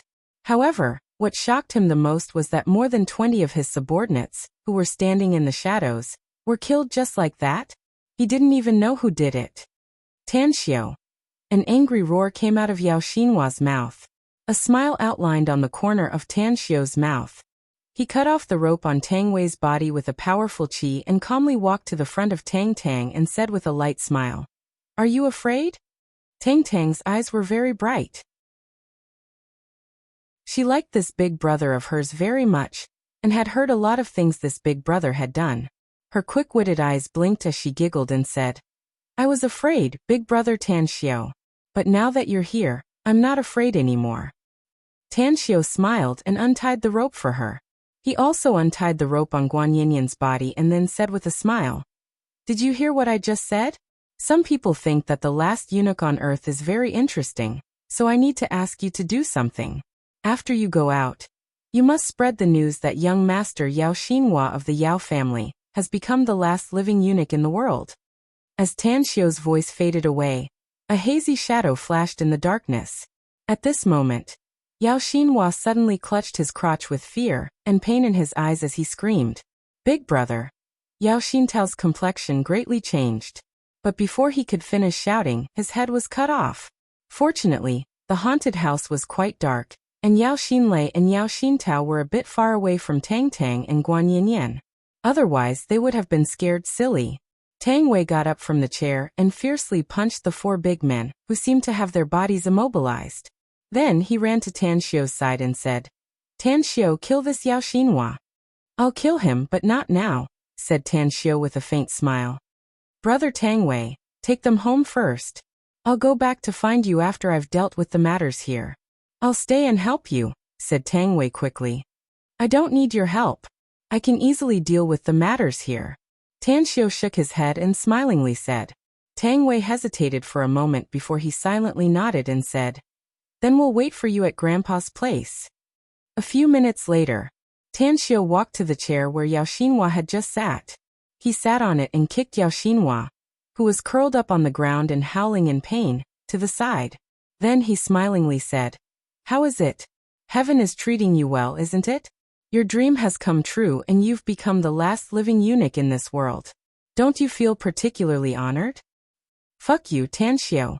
A suction force gushed out from Tanxiu's hand and directly made Yao Xinhua kneel on the ground. He then grabbed his neck and coldly snorted, "You can curse me if you want to die now. Call your elders if you don't want to die now, and ask them to come and save you. Remember, the Amur tiger must come." Chapter 555. Humiliation was like a poisonous snake biting his heart, while fear was like a cold current that invaded his soul. Yao Xinhua once stood on the top of the tallest building in Las Vegas, holding a glass of red wine and overlooking the world. He thought that he was the leader of the new generation of talents and the most outstanding elite in the world. However, at this moment, feelings of humiliation and fear intertwined, making his heart turn to ash and full of despair. At this moment, he realized that he was just like a frog in a well, arrogant and conceited. In China alone, Tanxiu of the Tang family was far from what he could deal with. "Cough cough, just kill me." Yao Xinhua's throat was clutched by Tanxiu. His face flushed as he spat out a sentence with difficulty. Bam! The moment Tanxiu released Yao Xinhua, he kicked his chest. Even though he used less than 10% of his strength, it still broke several of Yao Xinhua's ribs. With a bit of killing intent, Tanxiu smiled and said, "You want to die? Do you really think you can die? I'll tell you bluntly that I have countless ways to make you beg for death. Do you believe me?" "Humph." Yao Xinhua, who was lying on the ground, covered his chest with his hands. Even though he was in extreme pain, he still snorted coldly. A smile was outlined on the corner of Tanxiu's mouth. His figure flashed and appeared next to Yao Xinhua. His fingers hit more than a dozen acupoints on his body, and then sat back on the chair. "With your current physical condition, you should be able to persist for half an hour. After 25 minutes, I'll start treating you and guarantee that you'll be full of vigor. Then, I'll let you continue to feel this wonderful feeling. By the way, you should be able to believe what I said, right? After all, I have another identity, and that is, I'm called the Young Divine Doctor by others." Yao Xinhua's hands were tightly clenched. Blue veins protruded on his forehead. and his eyes even began to turn bloodshot. A heart-wrenching pain seemed to come from the depths of his soul. He had received devilish training abroad, and the pain he had endured was not even a 10,000th of the pain he was feeling right now. This feeling, he felt like he was in the 18th layer of hell, suffering countless cruel tortures. He wanted to scream and roar, but he could only make low whimpers in his throat. He wanted to die immediately, but he couldn't do it at all, because he couldn't even muster the slightest bit of strength in that intense pain. He could neither live nor die. Yao Xinhua finally believed that people could have such feelings. Moreover, he believed Tan Xiu's words because Tan Xiu was indeed known as the young divine doctor. If he couldn't take it anymore and was on the verge of death, he might really be able to cure him and continue to endure this pain. He was defeated. He finally lowered his proud head in an attempt to beg for Tan Xiu's forgiveness and agreed to Tan Xiu's request. However, he had no way to express himself. He could only struggle in endless pain and twitch in despair. Once the 25 minutes were up, Tan Xiu immediately lifted the torture on Yao Xinhua's body. Yao Xinhua was lying limp on the ground like a dead dog, gasping for breath. Tan Xiu clapped his hands and exclaimed, "My guess is correct. Enduring for half an hour is not a problem. I'll start treating you now, and let you continue to endure this pain after you're cured. I'll continue to feed you after you've endured it for 3 days and 3 nights. I believe the pain will be more than 10 times more painful at that time." After saying that, Tan Xiu pretended to treat him. While Yao Xinhua was in despair, he was finally able to speak. He roared with an extremely hoarse voice, I'll make a phone call. Spare me. I'll do as you say." "He surrendered so quickly?" Tan Xiu said with a strange expression. "This is not the style of the young master of the Yao family." "Style my ass." Yao Xinhua wailed inwardly. After struggling for a while, he crawled up with difficulty. He knelt on his knees and crawled half a meter toward Tan Xiu, pleading, "I was wrong. I shouldn't have provoked the Tang family. I shouldn't have provoked you. I beg you to spare me, even if you have to kill me." Tan Xiu rolled his eyes and coldly snorted. "You're really a cheap wretch. I gave you face, but you don't want it. You just want to cry and beg me to give you a chance. Alright, talking to an ant like you is already giving you face. Make a phone call. According to what I just said, it's best to let your Yao family's patriarch come. If he doesn't want to come, at least let that Amur tiger come. If you can't do it, Yao Xinhua's complexion changed. He took out his mobile with a panicked expression and dialed his grandfather, Yao Qingzuan's cell number with trembling fingers. "What's up, Xinhua?" After the call was connected, Yao Qingzuan's dignified voice came out of the phone. "Save me, Grandpa." Yao Xinhua hurriedly called out with a hoarse voice. "I can't bear it anymore. He's too ruthless." At the Yao family's ancestral residence, Yao Qingzuan was sitting in an armchair while answering the phone. Sitting opposite him was Amur Tiger, who was tasting the best tea he had served. Upon hearing Yao Xinhua's words, Yao Qingzuan's complexion greatly changed. He suddenly stood up and shouted in a deep voice, "What happened? Who is he?" "It's Tan Xiu." "He's Tan Xiu," shouted Yao Xinhua. I originally planned to humiliate Tang Wei of the Tang family. Who would have thought? Grandpa, please come and save me. Tan Xiu is too terrifying. He has already killed Xinlei and Xintao. I'm afraid I won't be able to live long if you don't send someone here." Yao Qingzuan's body trembled and disbelief burst out from his eyes. Although Yao Xinlei and Yao Xintao were not his biological grandsons and were stubborn and mischievous in nature, they were, after all, members of the Yao family and had medium aptitude in the new generation. But now, they were actually killed? Or was it that damn Tan Xiu of the Tang family? "Where is he?" asked Yao Qingzuan in a deep voice. "I'll send someone there immediately." "Grandpa, Tan Xiu specifically asked Amur Tiger to come here. I beg you. He said that if Amur Tiger doesn't come, I'll still be dead," cried Yao Xinhua. "Quickly send him here. Many members of our Yao family have been killed. I'm at the Jiabao amusement park in the Quoto district in the haunted house." Yao Qingzuan finally revealed a horrified expression. "Many people have been killed? What does that mean? Apart from Yao Xinlei and Yao Xintao, many others have been killed?" Wait. Yao Qingzuan hung up and looked at Amor Tiger. At this moment, Amor Tiger had already heard the conversation between Yao Qingzuan and Yao Xinhua.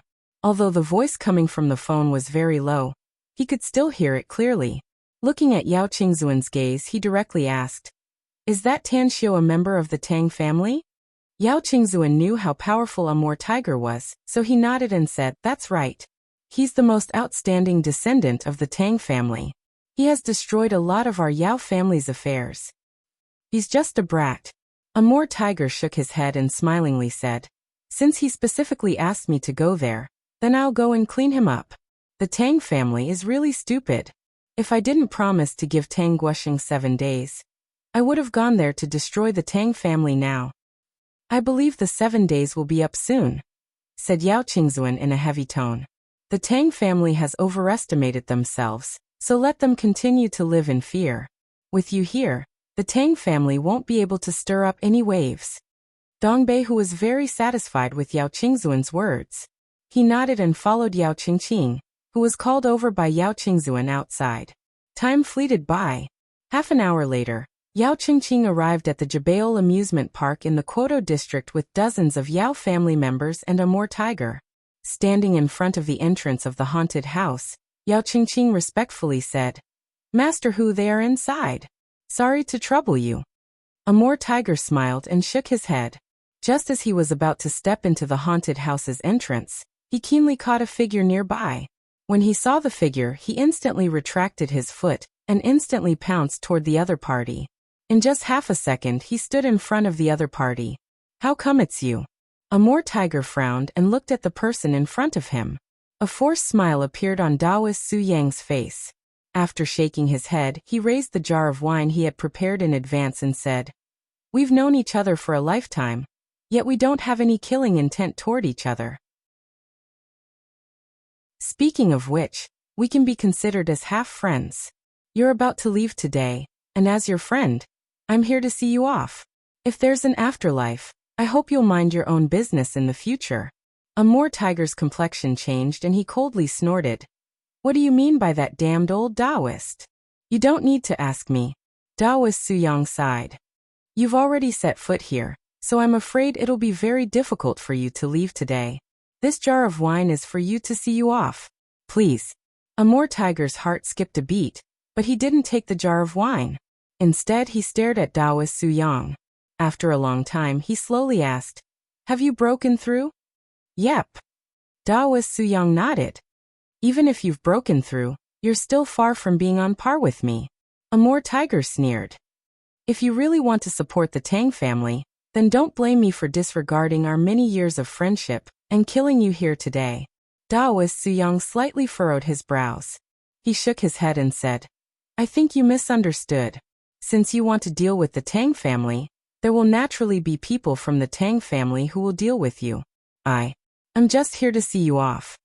Gazing deeply at Daoist Su Yang, Amor Tiger suddenly burst into laughter and said, "Your joke is really funny, Daoist Su Yang.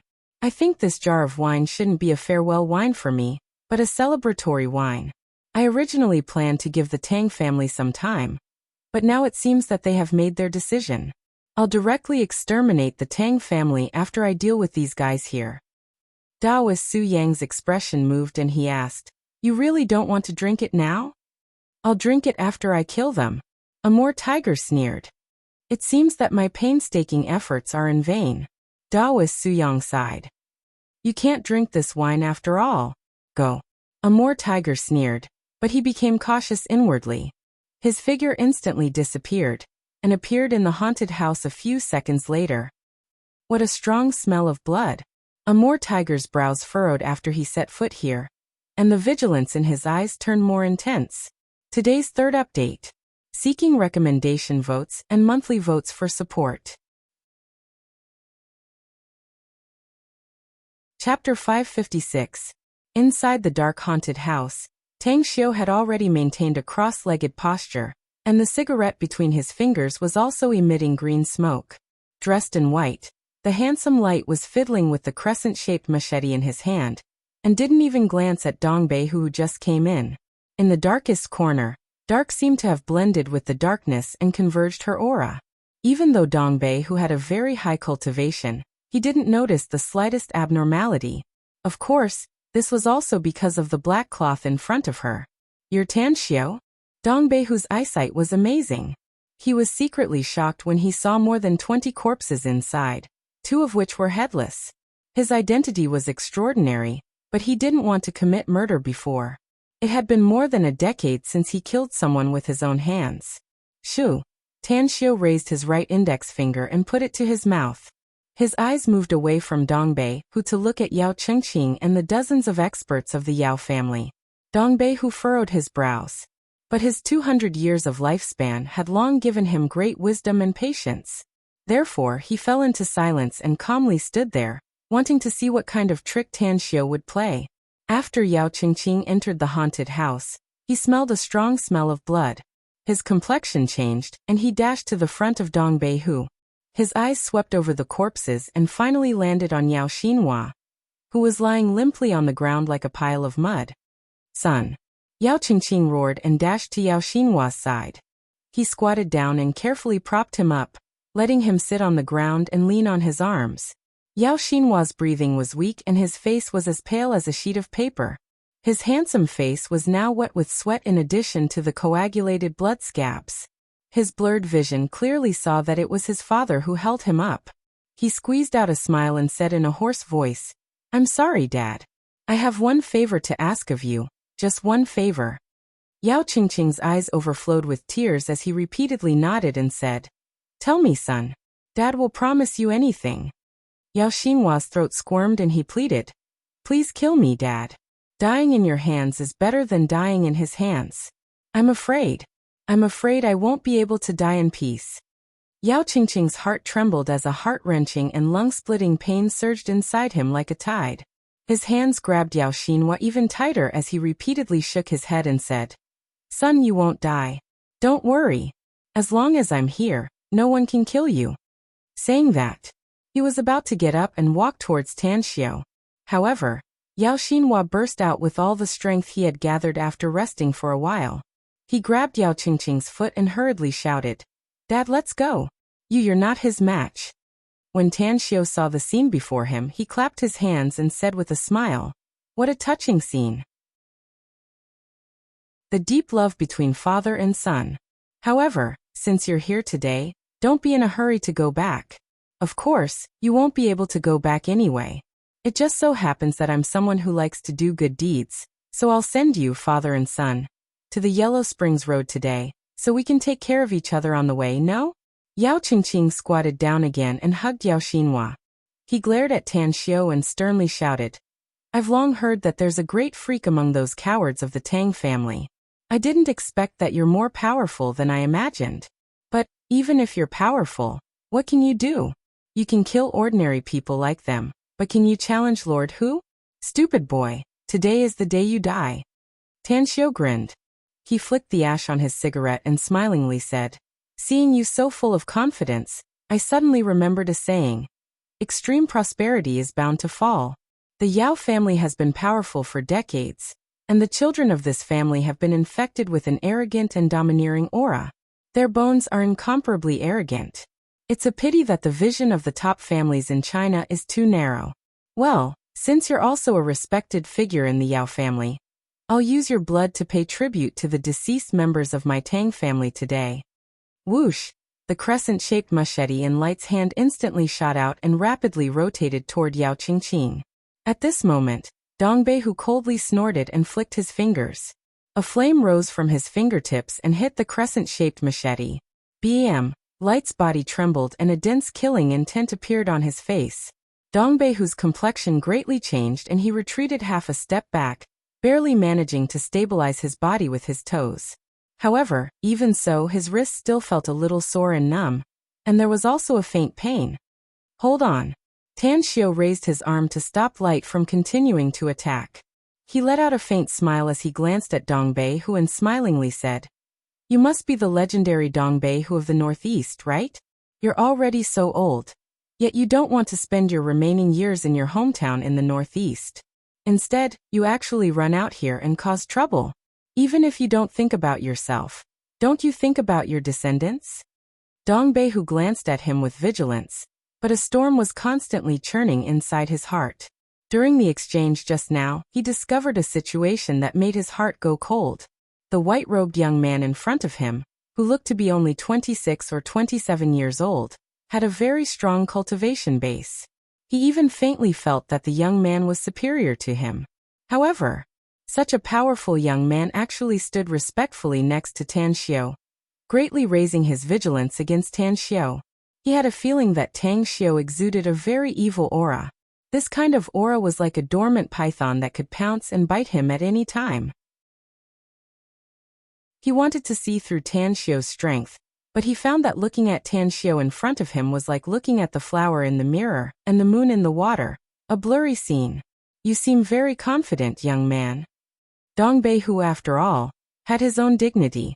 Looking at Tan Xiao, who looked down on him, he couldn't restrain the anger inside him. Don't be afraid. Tan Xiao smilingly said. I may hate my enemies and will do anything to get rid of them, but I won't easily touch your descendants. Of course, the premise is that they don't provoke me, else I don't mind uprooting them. Actually, I just want to figure out one thing. Dong Beihu squinted his eyes and asked, what do you want to know? The reason why you came to the imperial capital to make things difficult for my Tang family is not just to repay the Yao family's life-saving grace. Am I right? Tan Xiao smilingly said. Dong Beihu stared blankly for a moment, and then looked at Tan Xiao in surprise. As a matter of fact, his purpose in coming to the imperial capital was indeed as Tan Xiao said. It was not just to repay the debt of gratitude. He also wanted to help him get a lot of cultivation resources through the Yao family. As a cultivator, the higher his cultivation level was, the more cultivation resources he needed to consume. But he hadn't mentioned this purpose to the Yao family's patriarch for the time being. The idea only existed in his mind, and he couldn't figure out how Tan Xiao guessed it. You're right. I need something, and the Yao family should be able to help me. Tan Xiao nodded and said, it's really a good idea to kill two birds with one stone. But it's a pity that you've just shot yourself in the foot.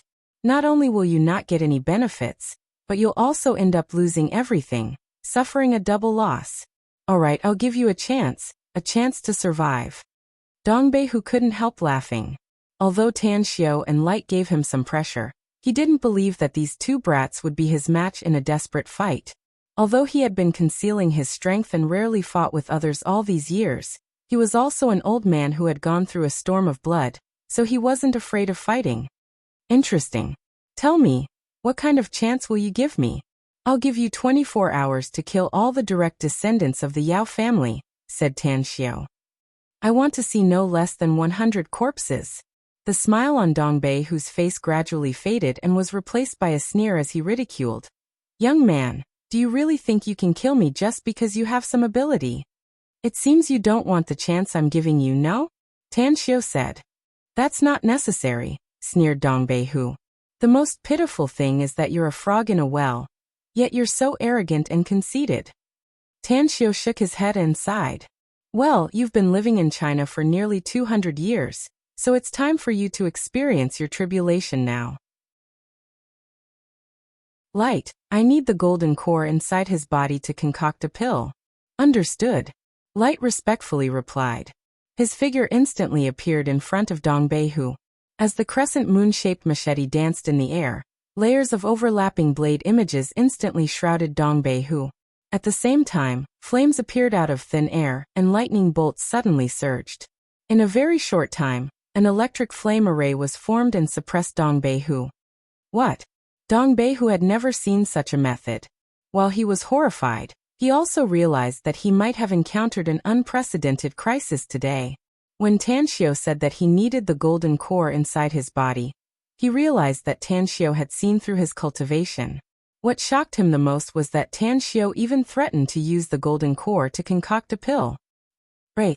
Dong Beihu brandished his steel fists and a huge amount of true essence gushed out. Fist images appeared and fiercely bombarded the crescent moon-shaped machete.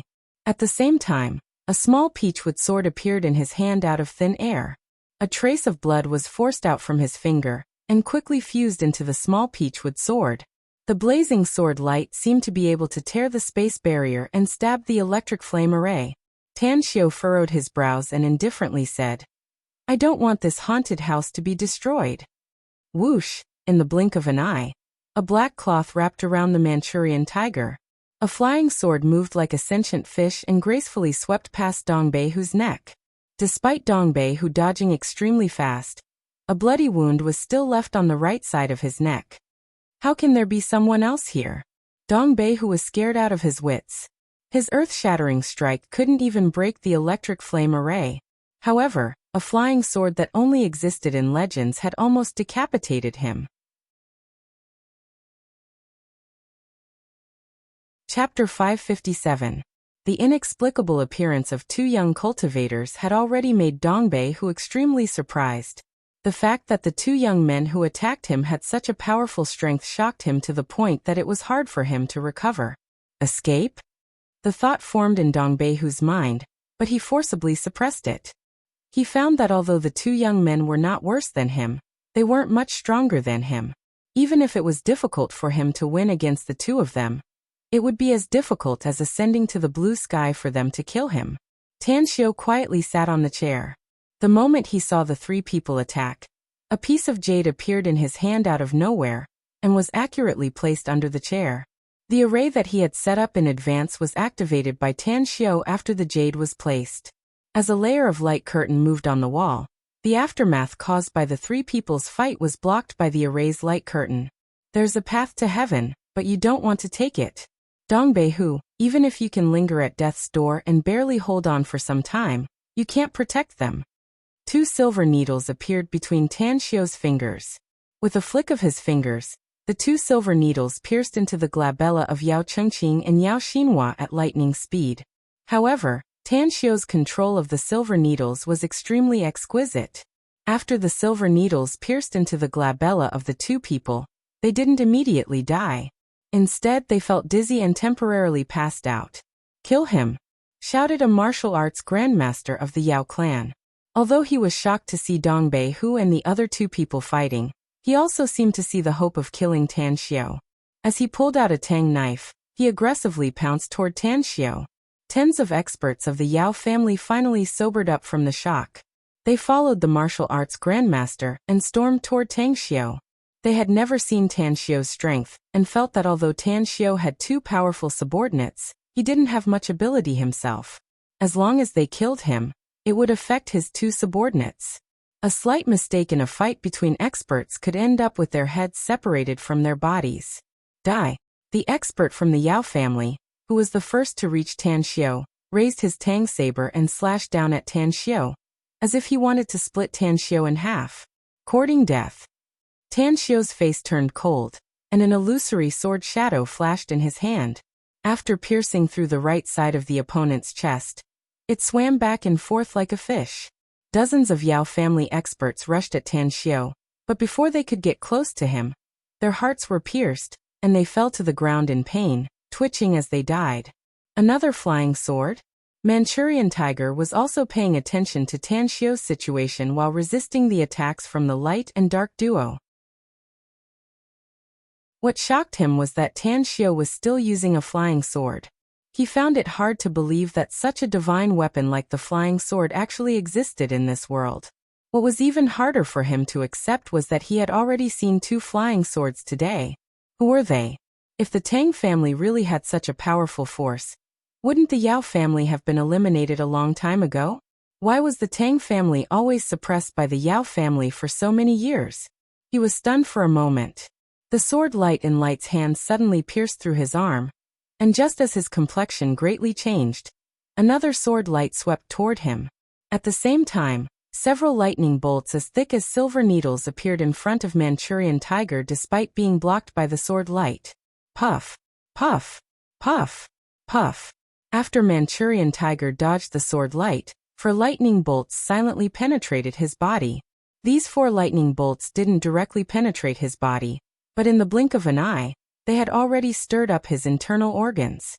Puff, Manchurian Tiger crazily spurted out a mouthful of blood, and a strong fear rose in his heart.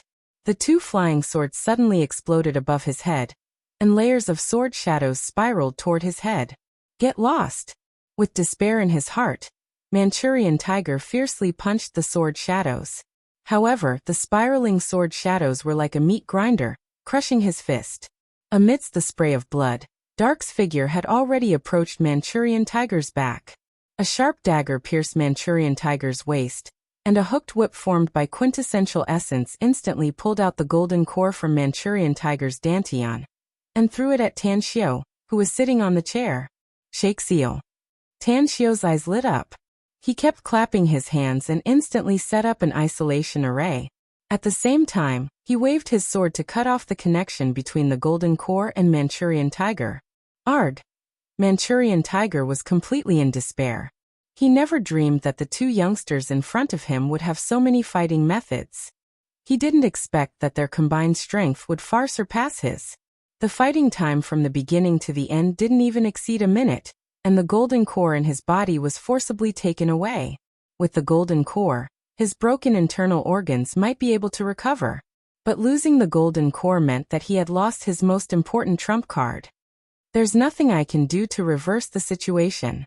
Just as this thought emerged in Manchurian Tiger's mind, a deep sense of regret welled up inside him. He found that he had indeed been sitting in a hole and looking at the sky. He thought that his strength was one of the best in the entire country. He did not expect that just two young men would be able to take his life. Just now, Tan Xiao gave him a chance, but he missed it because of his arrogance. Just now.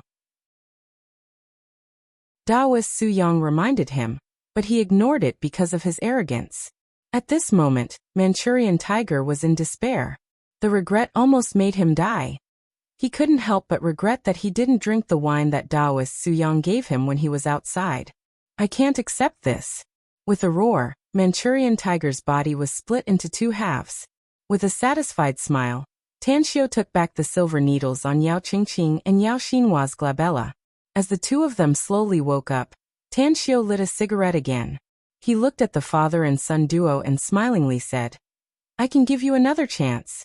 Let your Yao family's patriarch come in person. If he comes, you and your father can live. But if he doesn't come, you'll have to suffer inhuman pain. Yao Qingqing's heart fell into an ice cave as he clearly saw the scene in front of him. The dozens of Yao family experts he brought with him have already been completely wiped out. What scared him the most is that the famous Manchurian Tiger has actually been killed. His body was split into two halves, looking very miserable. Isn't Manchurian Tiger one of the best powerhouses in China? How could he be killed? Did that damn Tan Xiao use some despicable and shameless means? Yao Qingqing thought in despair. What he didn't know was that his son, Yao Xinhua, who was next to him, was even more desperate after hearing Tan Xiao's words. Suddenly, Yao Xinhua turned his hand and grabbed a sharp dagger from his trousers. It was as if his deepest potential burst out at this moment. The blade flashed and pierced Yao Qingqing's heart. What? Yao Qingqing's pupils shrunk, but his eyes were wide open and filled with disbelief.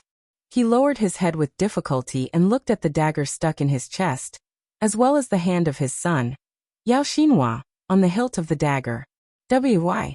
Yao Qingqing's voice was trembling. Yao Xinhua let out a bitter smile. With the pain and 2 lines of tears on his face, he said in a hoarse voice, Dad, you should have killed me just now. I wouldn't have to see such a scene again, and I wouldn't have to continue suffering. Tan Xiao's means are too ruthless, and the pain is unimaginable to ordinary people. I can't bear it, but I can't stop it. I can't die even if I want to. I've experienced it before, so I can't let you experience the feeling of being unable to live or die again. After that, he knelt in front of Yao Qingqing, but suddenly turned his head to look at Tan Xiao. He put the dagger on his neck and shouted, Surname Tang, we lost. We lost completely and utterly, and I'm convinced of our defeat. We can die, but you want my grandpa to die? You're just talking in your sleep. Tan Xiao let out a faint smile and said, Yao Xinhua, I think it's quite interesting for you to kill your father with your own hands, so I didn't stop you. But do you think you can commit suicide if I don't let you die? Yao Xinhua's body trembled, and he suddenly exerted force on his wrist. The moment the dagger and sword pierced his neck, a black shadow flashed and directly cut off his wrist, cutting off his entire hand. Aya! Yao Xinhua screamed in pain with bloodshot eyes. Tanxiu got up from the chair and came to Yao Xinhua's side step by step. He didn't look at Yao Xinhua, but his eyes fell on Yao Qingqing, who was still alive. He lightly smiled and said, "If you don't want your son to be tortured to the point of being unable to live or die, then call your Yao family's head. You only have half a minute." Yao Qingqing looked at his son in despair. At this time he finally understood why his son did this. Since he was going to die today, his son just wanted him to die a quick death, and not be tortured to death. How ruthless. Yao Qingqing closed his eyes in pain, and his teeth instantly bit his tongue. Alas! Tanxiu shook his head and turned to look at Yao Xinhua, only to find that he also bit his tongue. He immediately furrowed his brows and shook his head with a sigh. Why bother? The Yao family will be exterminated sooner or later. I originally wanted the Yao family to exist for a few more years, but I didn't expect that you would court your own doom. Well, since you want to die, then I'll be kind and let you suffer less. The blade rose and fell.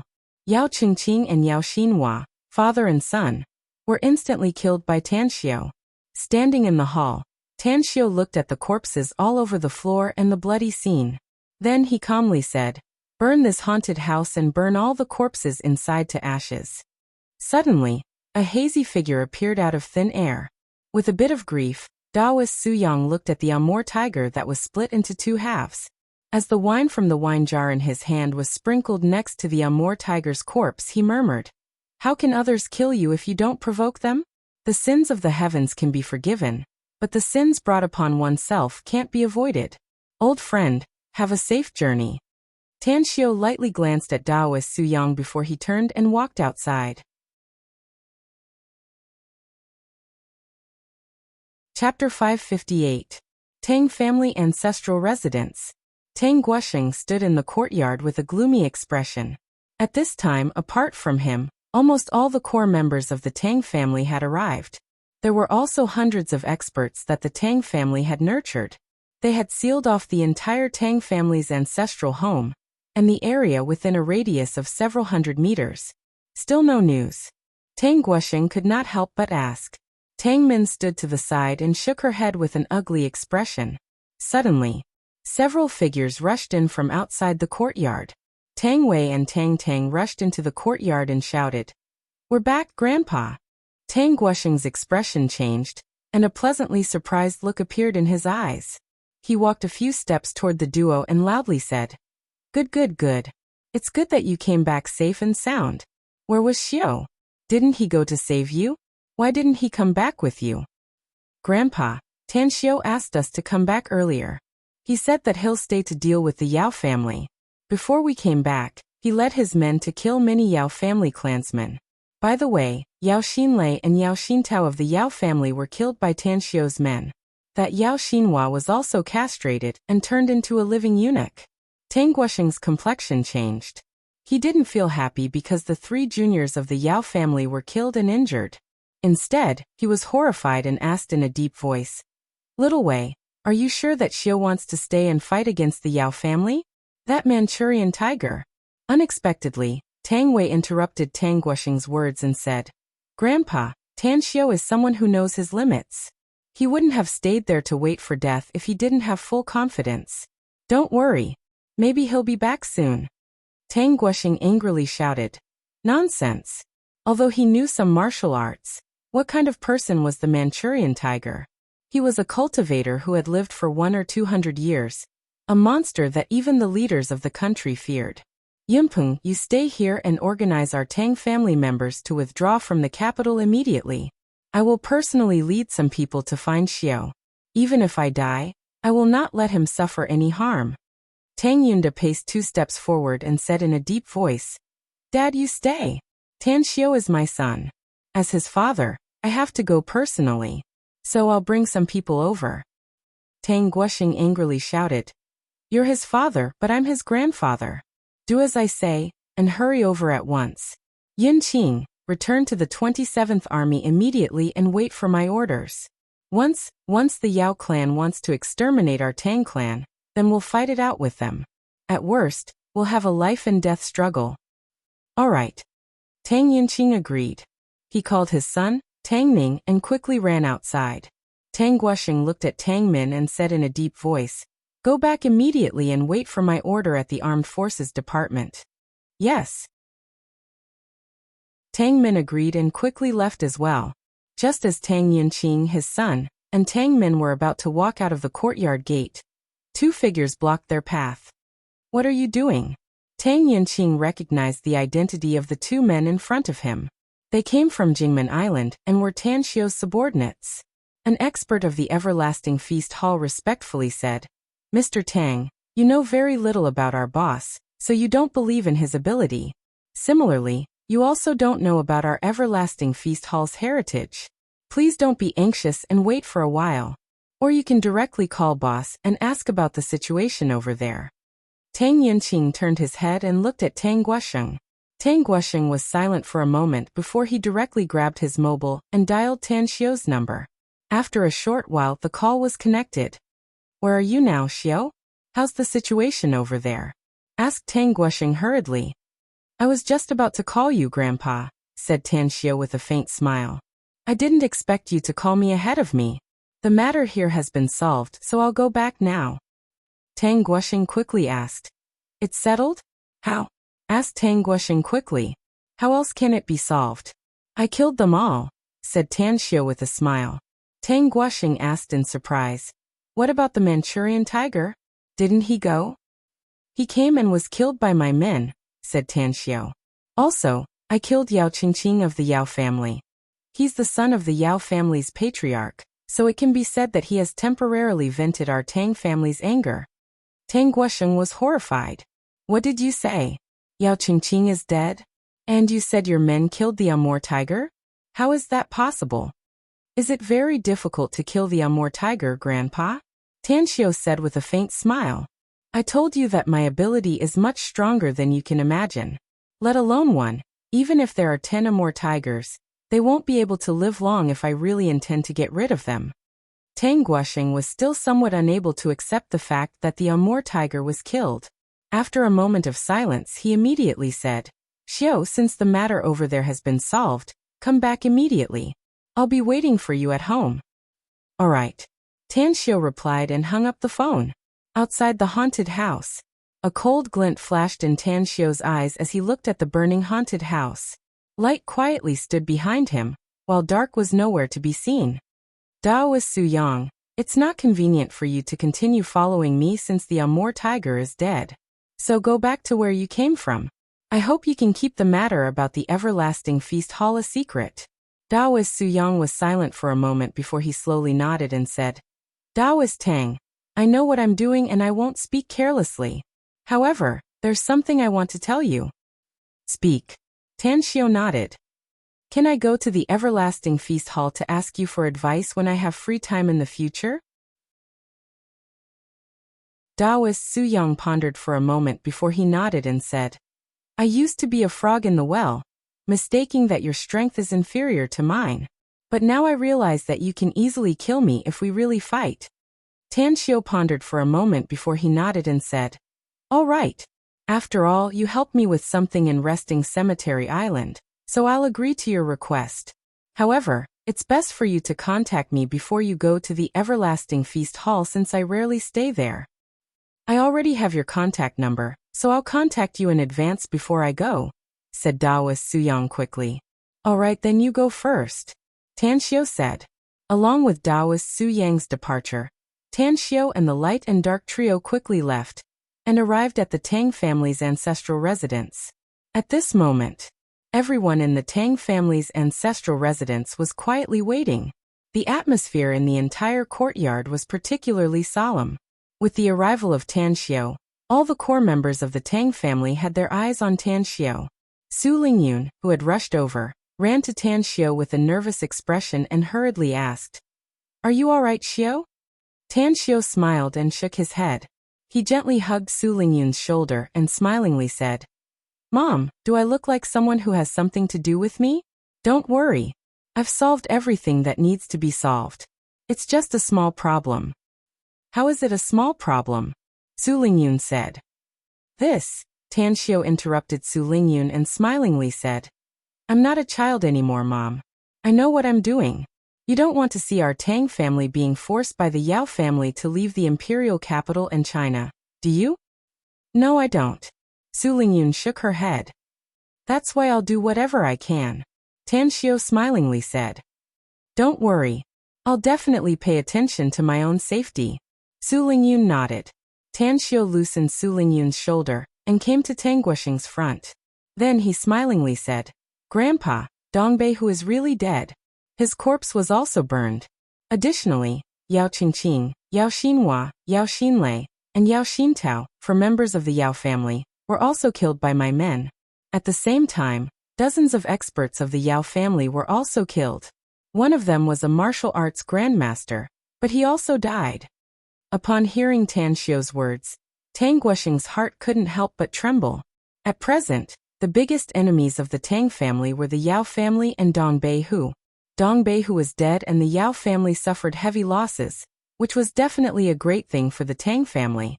However, he was still puzzled and couldn't figure out how Tan Xiao killed Dong Beihu. Tan Xiao smilingly pointed to Light, who came in with him, and lightly said, Grandpa, he's Light, my grand disciple. There's also Dark, and it's inconvenient for her to appear. Their strength is not worse than Dong Beihu. Tang Guoxing's body shook. He carefully observed Light a few times and then nodded with satisfaction. Good boy. I really didn't expect you to be more powerful than that Dongbei who has lived for more than 200 years at such a young age. You're overpraising us. Light faintly smiled and modestly replied. Tang Guoxing looked at Tan Xiao again and said, Xiao, since Dongbei who is dead, then we. With a cold expression, Tan Xiao said in a deep voice, since the Yao family really wants to shed all pretense of cordiality with us, then I won't endure it any longer. The earlier we get rid of this hidden danger, the smoother the development of our Tang family will be. Grandpa, can you temporarily hand over the power of the Tang family to me? I guarantee that the Yao family will be removed from the imperial capital within 3 days. Can we discuss this matter again, Xiao? Tang Guoxing quickly said. The Yao family has a deep foundation. Even if our Tang family can remove them, I'm afraid we'll suffer a great loss. There will be 60 experts rushing to the imperial capital by tonight at the latest, said Tan Xiao. All of them are cultivators, and the weakest among them is stronger than a martial arts grandmaster. With their cooperation, I don't think the Yao family will be able to resist such a terrifying force, even if they have a deep foundation, right? Tang Guoxing was stunned. He simply couldn't believe his ears. 60 cultivators who are more powerful than martial arts grandmasters? At the side, all the members of the Tang family looked at Tan Xiao in shock. Never in their wildest dreams did they expect that Tan Xiao would have such a terrifying armed force. Tang Yunda strode toward Tan Xiao and seriously asked, Son, you're not lying, right? Are there really so many experts coming? Yes. Tan Xiao nodded heavily. Tang Yunda turned to look at Tang Guoxing and said in a deep voice, Dad, I believe in Xiao. I believe you've seen what he has done in the past. Just agree to it. Our Tang family can't endure it anymore. Tang Guoxing seemed to have made up his mind and said in a deep voice, If that's the case, then let's do it. I'm going to make some calls. The third update is over. Asking for monthly votes and recommendation votes. Chapter 559. Compared with the jubilation of the Tang family, the Yao family was gloomy. After Yao Qingzuan sent his son Yao Qingqing out, he thought that the Tang family would be miserable. After all, the Amur tiger was following them. However, while Yao Qingzuan was quietly waiting for the news, another piece of information was sent to him. A fire broke out in the Jabeol amusement park in the Quoto district. Originally, with Yao Qingzuan's identity, a fire in an area of the imperial capital would not attract his attention at all. He would even be too lazy to care about such a trivial matter. But today was different, because the place where the Yao family and the Tang family were fighting was in the Jabeol amusement park. After receiving the news, Yao Qingzuan immediately contacted his son Yao Qingqing, but the result made his heart sink. Because his son's mobile phone was turned off, and the mobile phones of all the people who went with him were also turned off. If only one person's mobile phone was turned off, he might not care. But dozens of people's mobile phones were all turned off. This was a big problem. Therefore, he immediately ordered the Yao family members who were paying attention to the situation there to immediately investigate. As a result, his son Yao Chengqing and the Amur tiger led dozens of experts of the Yao family into the haunted house of the Jibeol amusement park, including his grandson Yao Xinhua and dozens of Yao family members. They didn't come out of the haunted house until the fire burned it to the ground. All dead. This was the conclusion that the Yao family sent people to investigate. And this conclusion made all the senior members of the Yao family dumbfounded and frightened. Dad, what should we do? Yao Qingdong had just returned from outside when he heard the bad news. Looking at his father, who seemed to have aged a lot in an instant, he still felt a chill all over his body even though he was a high-ranking official. Although Yao Qingzuan had experienced countless storms in his life, this huge loss, the death of his son and grandson, was something he could not bear. Looking at his second son's nervous face, he did not speak for a long time.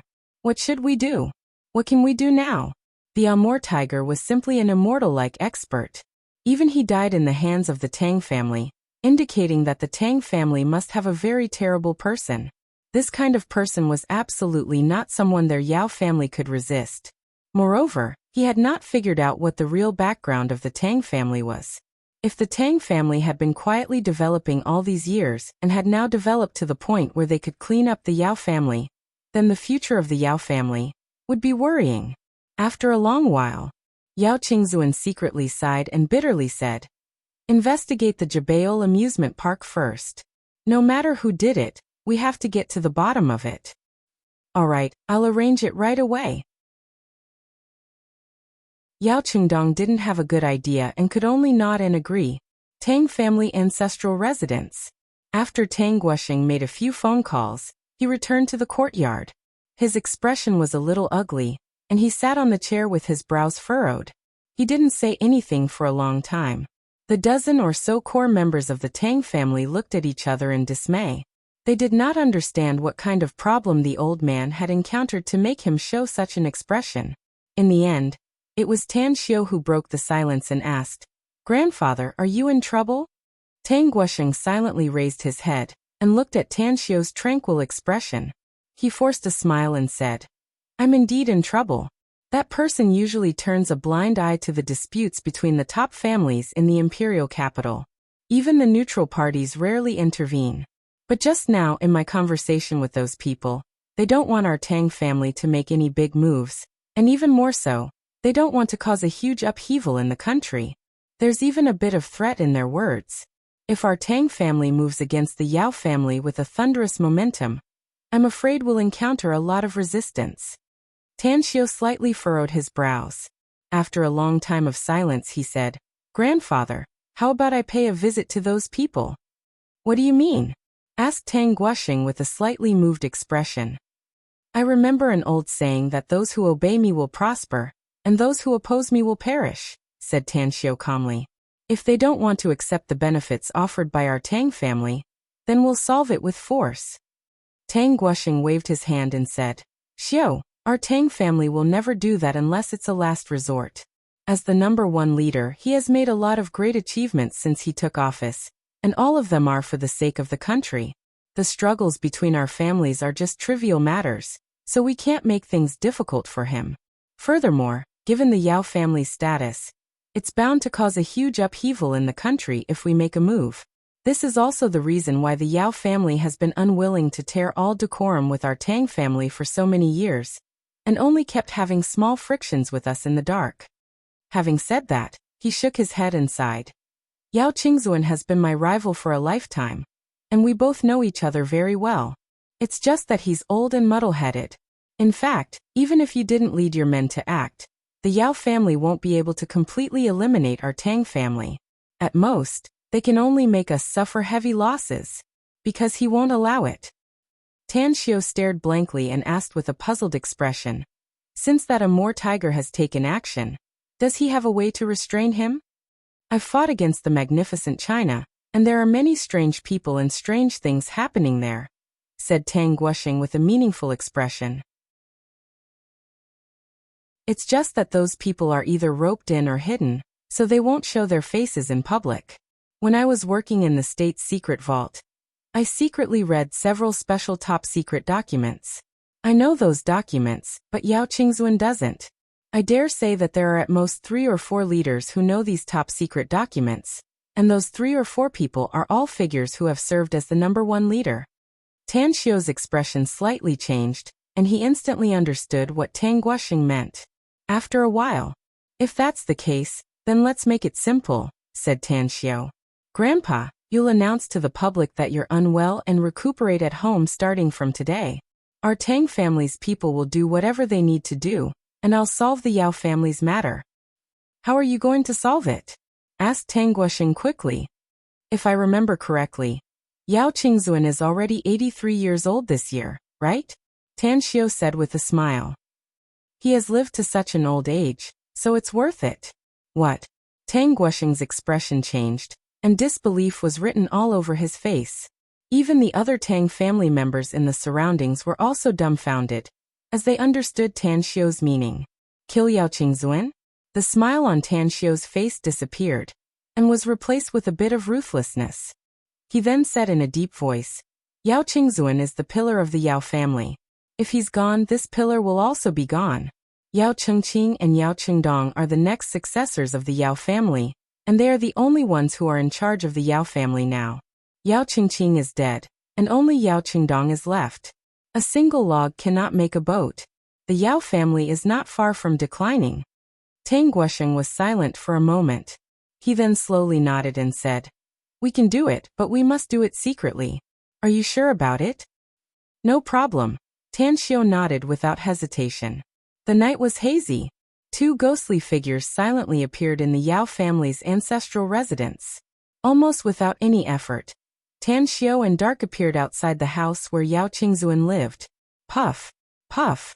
Sharp daggers tore the throats of 2 experts of the Yao family hiding outside the house, and stuffed their bodies into a dark corner. Cough, cough. The coughing sound inside the house indicated that Yao Qingzuan had not fallen asleep yet. "Come in." Tan Xiu slightly nodded and closed the door the moment he opened it. In a flash, Tan Xiu and Dark appeared in front of Yao Qingzuan's bed. "Get up and talk if you're not asleep." Tan Xiu's voice was very calm.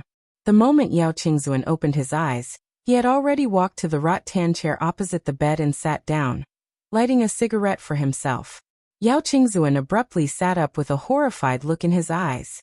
He turned on the bedside lamp and shouted after seeing Tan Xiu and Dark, "Who are you?"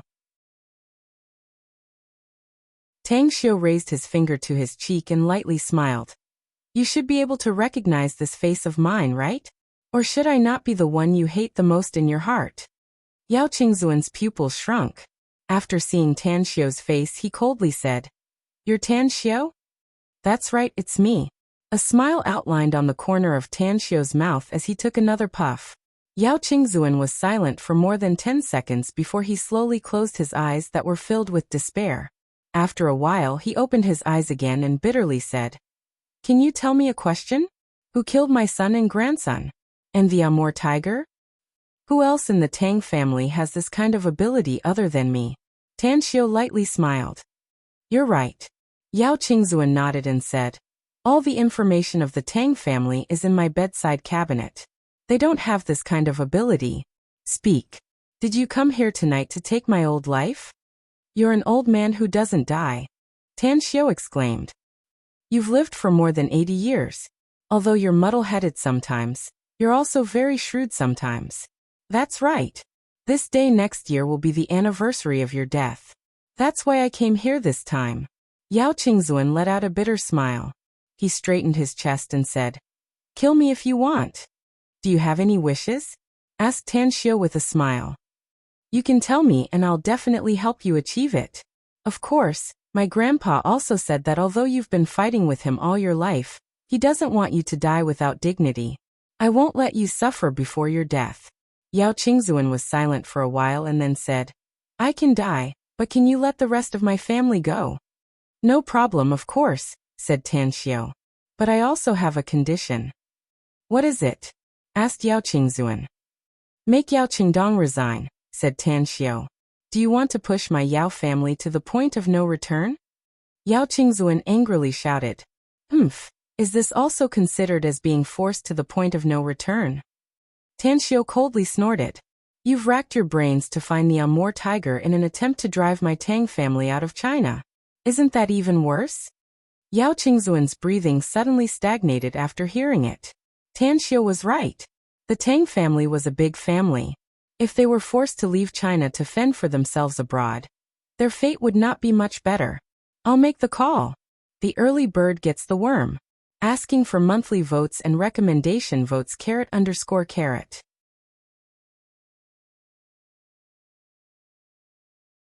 Chapter 560. Yao Qingdong was nearly 50 this year, and his children had already graduated from college. As a feudal lord, he usually had his own house when he returned to the imperial capital, and it was a high-end villa in a certain high-end villa area. In the past, it was late at night, and he should have fallen asleep long ago. He should have looked for the Duke of Zhou to drink tea and have a golden millet dream. But today he couldn't sleep. In the past, for the position of the Yao family's patriarch, he and his elder brother Yao Qingqing had secretly competed against each other. Both of them were definitely thorns in each other's eyes. Even if the thought of getting rid of each other was very small, it was still there. But today his big brother was killed, which was hard for him to accept. In the future, there would no longer be anyone competing for the position of the Yao family's patriarch. It would be a piece of cake for him to become the future Yao family's patriarch. But he also realized a serious problem. If the Yao clan declined, even if he became the head of the Yao clan, what could he do? Ring, ring, ring. The urgent ringtone of the cell phone interrupted Yao Qingdong's thoughts and startled him. When he grabbed the phone and saw the caller ID, his expression suddenly changed. He hurriedly answered the call and said, "Dad, are you looking for me?" Yao Qingzuan's voice came from the phone. "Qingdong, promise me one thing." Yao Qingdong asked in confusion, "What is it?" Yao Qingzuan said, "Quit your current job and come back to the capital to take charge." Yao Qingdong was stunned, and then his face changed greatly. He jumped up from the chair and hurriedly shouted, "Dad, what are you talking about? My current position is very important. How can I resign so easily? Our Yao family." Yao Qingzuan interrupted Yao Qingdong and said in a deep voice, "Our Yao family is now in a precarious situation. If you don't come back, it will be very difficult for our family to get through this crisis. Don't ask me why I want you to do this. I have my own difficulties." Yao Qingdong hurriedly asked, "Dad, you can tell me if you have any difficulties." Yao Qingzuan interrupted Yao Qingdong again and said in a deep voice, "Don't ask anymore. Remember my words. Quit your current job as fast as possible and go back to the ancestral mansion in the imperial capital. Also, don't be enemies with the Tang family in the future. Try to ease the relationship between the two families." Finished. Yao Qingzuan hung up and turned off his phone. Looking at Yao Qingzuan's resolute expression, Tanxiu nodded and praised, "You're indeed worthy to be the Yao family's patriarch. You're resolute and resolute. I'll give you half an hour. It's best if you deal with it yourself." Yao Qingzuan was silent for a moment. His whole person seemed to have aged a lot. He slowly walked to the bedroom cupboard, opened the drawer, and took out a medicine bottle. Then he poured a glass of water and poured out all the sleeping pills. He turned around and looked deeply at Tanxiu, then swallowed all the sleeping pills in his hand. The winner takes all. Since my Yao clan has lost, I have nothing to complain about. I hope you can give our Yao family some face and let our descendants live on. If your Tang family still can't vent your anger, you can chase my Yao family's descendants out of the imperial capital, even if you want to chase them out of Wuxia country. Tanxiu's heart was a little complicated, but he still hardened his heart and nodded. The Yao family and the Tang family were old enemies, and the Tang family had suffered a lot under the Yao family's oppression for so many years. Although none of the Tang family's direct descendants died in the hands of the Yao family, the Tang family's vassal families, and a large number of talents cultivated by the Tang family had died in the hands of the Yao family. In the past, the Yao family's shadow was very likely involved in his father's matter. Tanxiu watched as Yao Qingzuan returned to the bed and pulled the quilt to lie down. He then took out a pack of cigarettes from his pocket, lit it up and took 2 deep puffs. Then he waved his hand. Whoosh! Dark's figure instantly disappeared. After smoking a cigarette, Tanxiu slowly got up. He looked at Yao Qingzuan's unconscious appearance and murmured, "You just said that the winner takes all.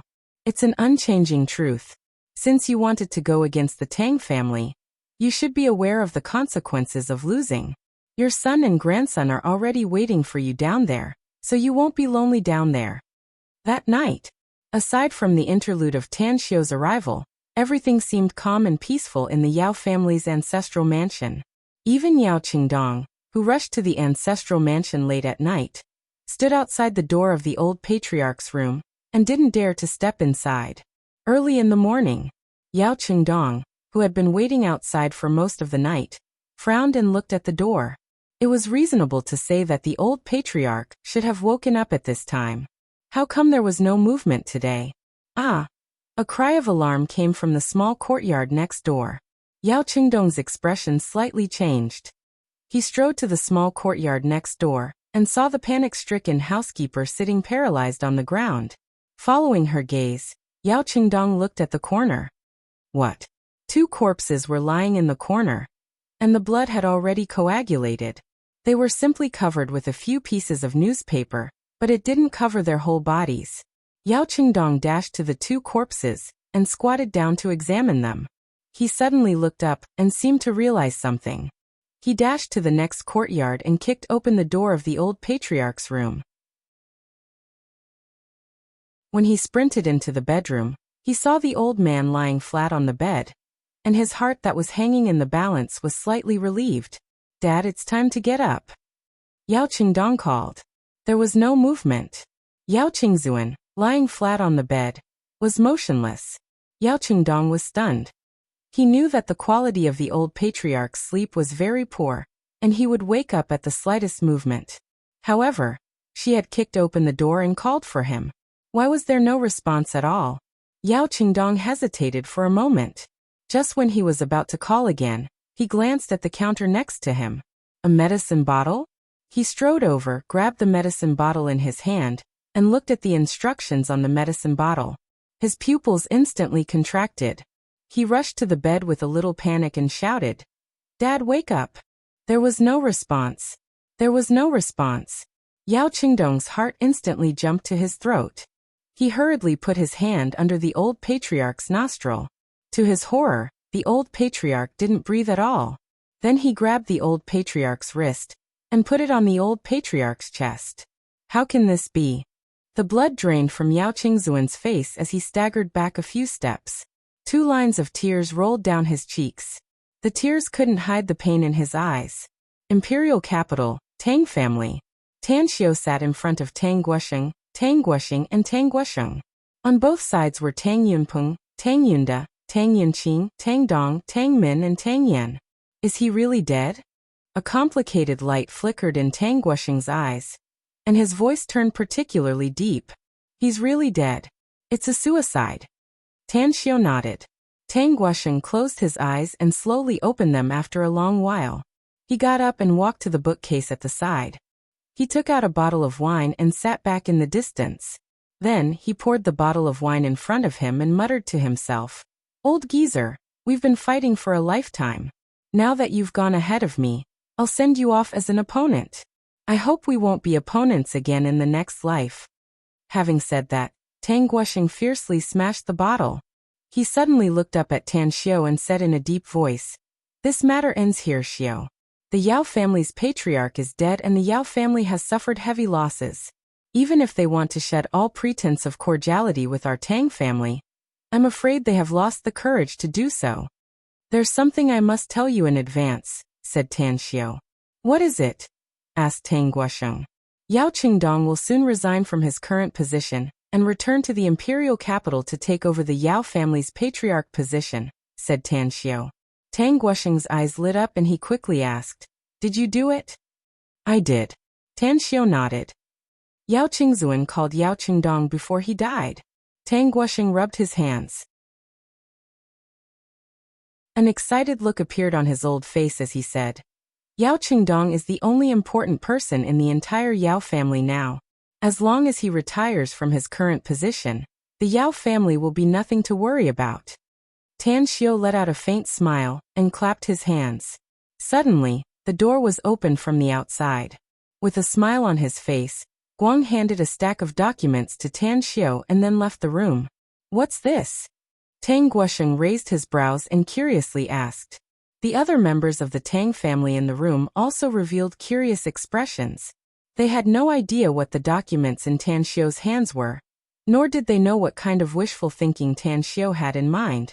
However, looking at the faint smile on Tan Xiao's face, they faintly felt that this document was very important to the Tang family. Tan Xiao handed the documents to Tang Guosheng and said, Our Tang family and the Yao family didn't have such a big enmity before. But now we have a blood feud. Even if we let the Yao family off this time, the Yao family will become bigger in the future, and I'm afraid they'll attack us. I think we need to do something to avoid trouble in the future. Tang Guosheng didn't ask again and read the documents together with Tang Guosheng and Tang Guoshou. The more they read, the more strange the expressions on their faces became. In the end, the three of them looked frightened. The sins of heaven can be forgiven, but the sins of one's own can't be avoided. If we publicize this information, I'm afraid the Yao family will be finished. As the saying goes, when a wall is down, everyone will push it. Yao Qingzuan is dead, and the Yao clan has suffered a heavy loss. If Yao Chengdong steps down from that position, with so many clans and forces in this document, won't the entire Yao clan be swallowed alive and destroyed? Tang Guosheng was silent for a long time before he couldn't help but sigh deeply. That's right. Tang Guoshou also nodded and said, There are only a few people who offer timely help, but there are countless people who add fuel to the fire. The Yao family has sown the evil karma, and they will eventually have to eat it themselves. I promised Yao Qingzuan that our Tang family will never act against the Yao family's descendants again, Tan Xiao said with a smile. But if we don't act, others will have nothing to do with our Tang family. There's a saying that when the sandpiper and the clam fight, the fisherman benefits. Our Tang family will just sit and wait to divide the Yao family's wealth.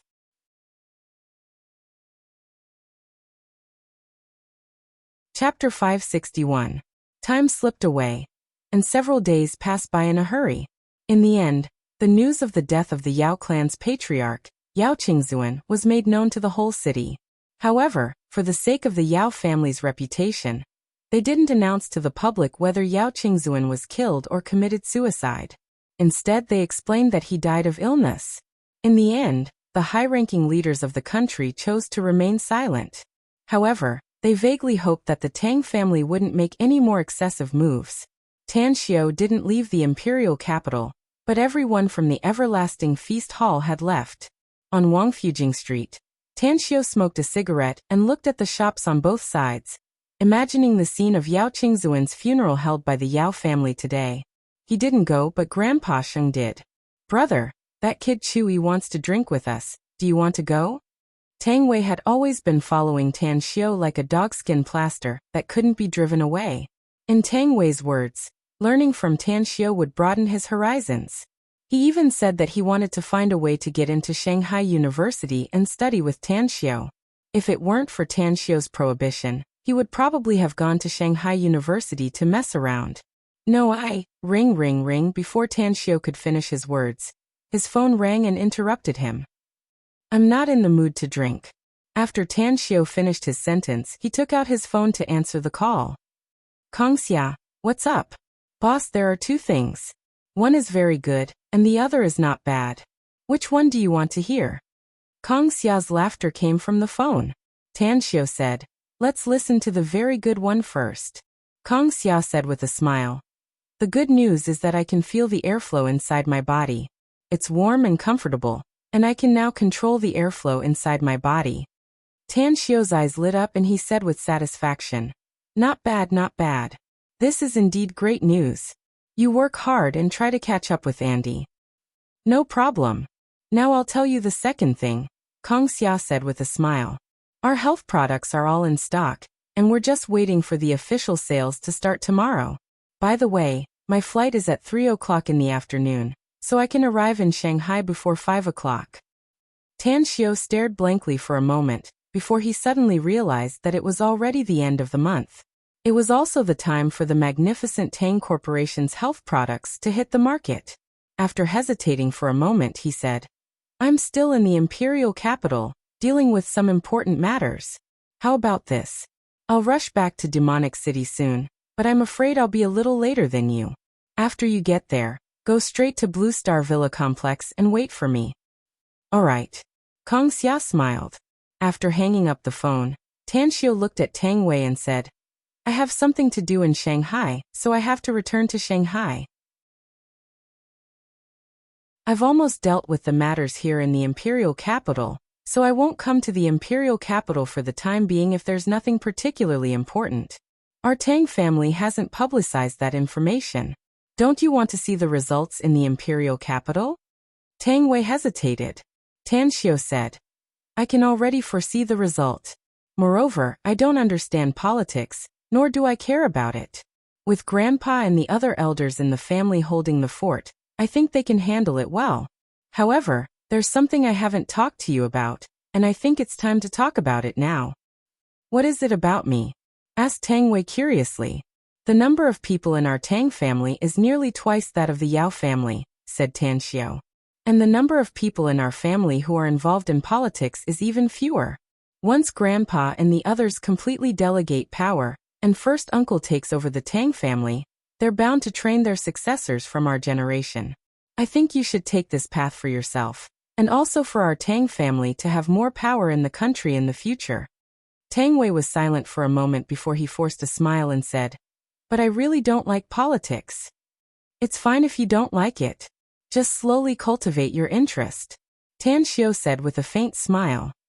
"Our Tang family has already defeated the Yao family, so our family's power in China will be much bigger in the future. With the arrangement from the elders in the family, I'm sure you'll be able to go smoothly and become a new star in the political circle in the future, becoming a big shot in the political circle. You won't be able to experience the wonderful taste of power if you haven't obtained it, but you'll understand the benefits of power when you're in control. Give me some time to think about it," Tang Wei said helplessly. "No problem," Tan Xiu said with a smile. In the afternoon, Tan Xiu returned to the Tang family's old man and rushed to the airport in a hurry. There was still more than an hour before the flight would take off, so he casually found a place and sat down to wait quietly. "Hello, are you Mr. Tang?" Tan Xiu. Just as Tan Xiu was idly chatting and reading a book, a middle-aged man in a suit who looked like a leader came to Tan Xiu with 4 or 5 airport staff behind him. "I'm Tan Xiu and you are?" Tan Xiu was surprised. "I'm an airport staff, Mr. Tang," said the middle-aged man quickly. "We received a call from Mr. Tang Wei, and know that you're going to take our flight to Shanghai. Also, I've already taken the initiative to help you upgrade your seat to the first-class cabin.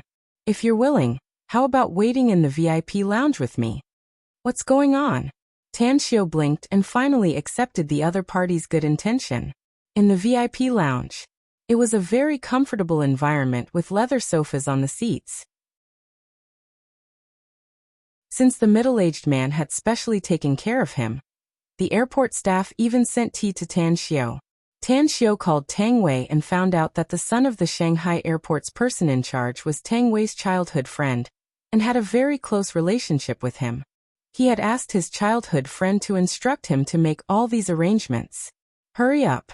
You'll be fine inside." Along with a hurried voice, 2 figures rushed into the VIP lounge from the outside. "Huh." Tan Xiu looked up. What he didn't expect was that one of the 2 people who rushed in turned out to be an acquaintance, Zhang Xinya. At this moment, Zhang Xinya was still in a state of shock. She quickly walked to the corner and sat down on the sofa. Then she patted her chest and said to her agent, "That was really scary. Those fans outside were a bit crazy, but I didn't expect that the airport staff would also be so enthusiastic.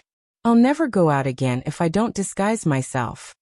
"Xinya, you're now a well-known superstar," said her agent with a smile. "Especially with the recent song Sleeping Beauty. It's simply explosive. You've been occupying the top spot on the major music charts, and your value is 4 to 5 times higher than the second place. The number of fans who like you is constantly increasing. You'll only get more and more popular in the future, even if you go abroad. It doesn't matter if I'm popular, but I'm afraid it won't be convenient for me to do anything in the future. Zhang Xinya forced a smile and said, sometimes I really want to put down my celebrity identity to do something I want to do and see some people I want to see. Aren't the things you want to do and the people you want to see all on Mr. Tang's side? You rushed to Shanghai this time when the magnificent Tang Corporation released a new product. Wasn't it because you wanted to see if he would go to Shanghai's exclusive store? Don't talk nonsense. Zhang Xinya quickly grabbed her agent's arm and pulled her to sit next to her. Tang Xiao, who was sitting on the sofa not far from them, could clearly hear their conversation.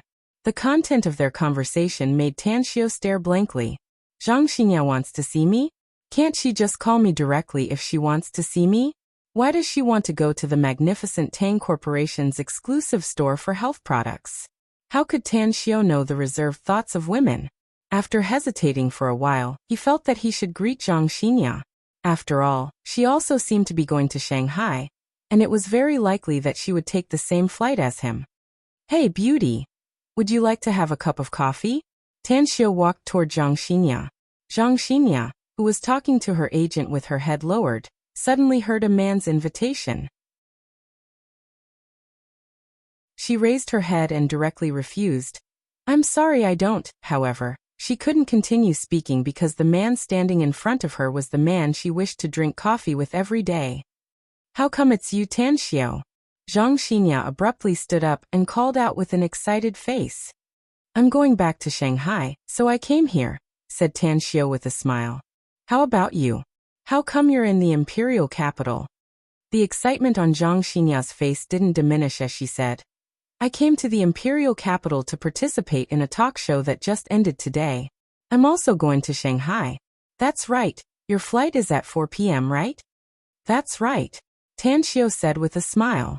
Then we're on the same flight, said Zhang Xinya with a pleasantly surprised expression. Tang Xiao smiled and pulled her. After the two of them sat down, he said, Xinya, I didn't expect that we're so fated to meet each other twice at the airport. That's right. Your new song seems to be very popular recently. Whether it's in Shanghai, the imperial capital, or even Jingmen Island, you can see advertisements with your picture everywhere.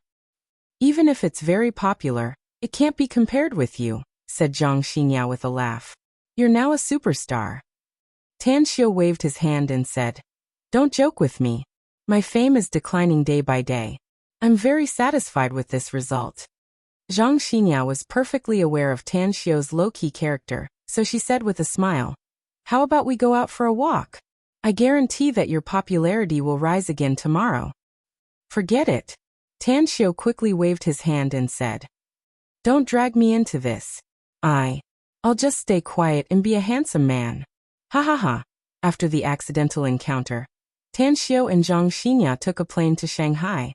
Tang Xiao hitched a ride and only separated from Zhang Xinya when he arrived at the downtown area. Originally, Zhang Xinya wanted to invite Tang Xiao to dinner, but he refused since Kong Xia was still waiting for him in Blue Star Villa Complex. However, he promised to have dinner with her tomorrow night. After returning to Blue Star Villa Complex, Tang Xiao saw Kong Xia, who had obviously put on some light makeup. She was still so beautiful and looked more mature than before. Her whole body exuded a flirtatious charm. Despite being accustomed to seeing beauties, Tang Xiao's appetite was still somewhat aroused.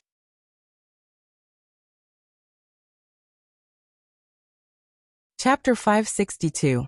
Tang Xiao was not the kind of young man who would jump into battle the moment he saw a beautiful woman. Even though Kong Xia's body and heart had been conquered by him, his willpower was still very strong. After suppressing the heat in his heart, Tang Xiao gently hugged her and said, You've worked hard, but it made Kong Xia's heart feel warm. Long Zhenglin also came, but he didn't come with me. After leaving Tang Xiao's embrace, Kong Xia said with a satisfied smile on her beautiful face. Tang Xiao thought for a moment and then said with a smile, He has shares in the sales of health products, so he's naturally very concerned about it. That fella has always wanted to prove himself to his father with his own ability. If our health products sell well, he can hold his head up high at home. How can he hold his head up high? Kong Xia said with a smile. He just hugged your thigh, otherwise, how could he have achieved such results? Tan Xiu pulled her to the sofa and sat down. He then shook his head and said, "You can't say that. Long Zhenglin may not have become a great person all these years, but his brain is still very useful.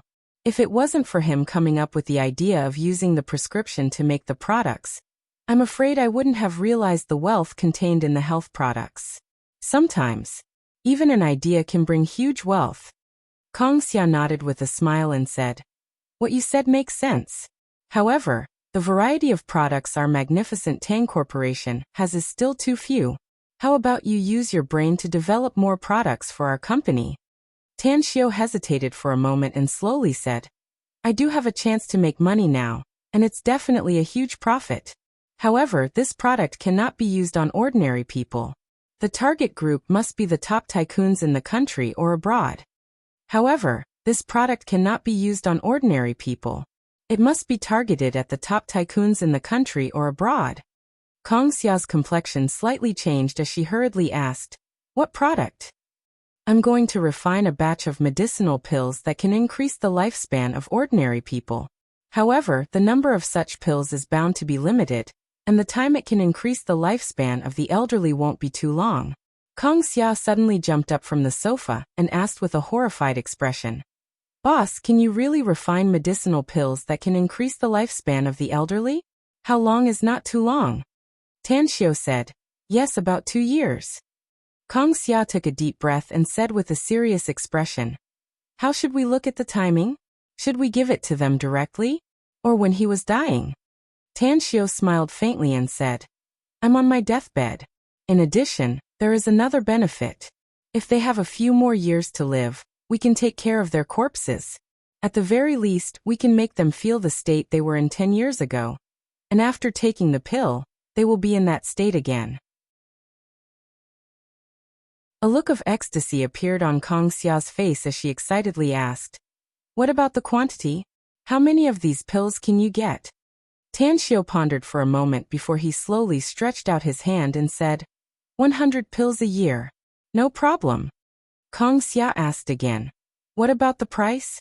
How much do you plan to sell one for?" Tan Xiu said, "I've thought about this problem. No matter how much money we have, we'll lose everything. Therefore, it should not be a problem to set the price at 100 million each." Kong Xia clapped her hands and said, 200 million. That's the lowest price. I dare say that if the effect of the pill is really as good as you said, let alone 200 million, I'm afraid there will be people willing to buy it for 1 billion. Moreover, they will take the banknotes and desperately run to snatch it. Tan Xiu thought about it for a moment before he nodded and smilingly said, 200 million it is. This kind of thing is a limited product. If it really sells well, we can directly put it in a large auction. At this moment, Kong Xia looked at Tan Xiu with eyes as if they could drip water. Not only did she fall deeply in love with Tan Xiu, but she also worshipped him to the point that it was difficult to increase. If it was before, she would think that no young man was better than Tan Xiu. But now, she felt that no one in the world was as good as Tan Xiu. "I'm not hungry now." Kong Xia suddenly sat on Tan Xiu's lap and hugged Tan Xiu's neck. Her sensual red lips moved close to his ear and whispered. Tan Xiu stared blankly for a moment, before he immediately understood Kong Xia's meaning. The impulse that he had just suppressed rose again. And it was even stronger than before. "Then let's go and relax first." Tan Xiu picked up Kong Xia and rushed toward the stairs.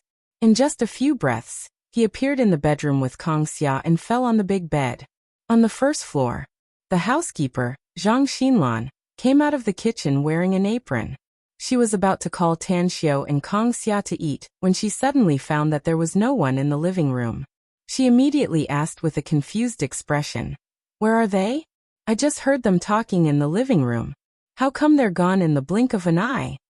Zhang Xinlan wandered around the living room.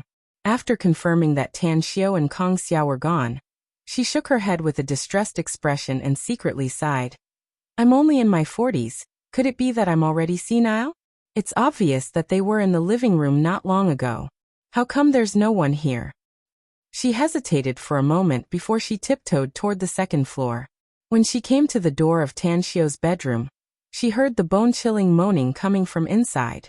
A bit of embarrassment immediately appeared on her face, as she quietly retreated to the back. 2 hours later, after Tan Xiu took a bath and changed into clean clothes, he appeared on the first floor. Zhang Xinlan looked at Tan Xiu with a strange expression and said with a smile, "Mr. Tang, the food is already cold. I didn't heat it up since I didn't know when you would eat. How about I help you heat it up now?" "Then I'll have to trouble you," said Tan Xiu with a smile. "It's all right. It's what I should do." Zhang Xinlan quickly waved her hand and said with a smile.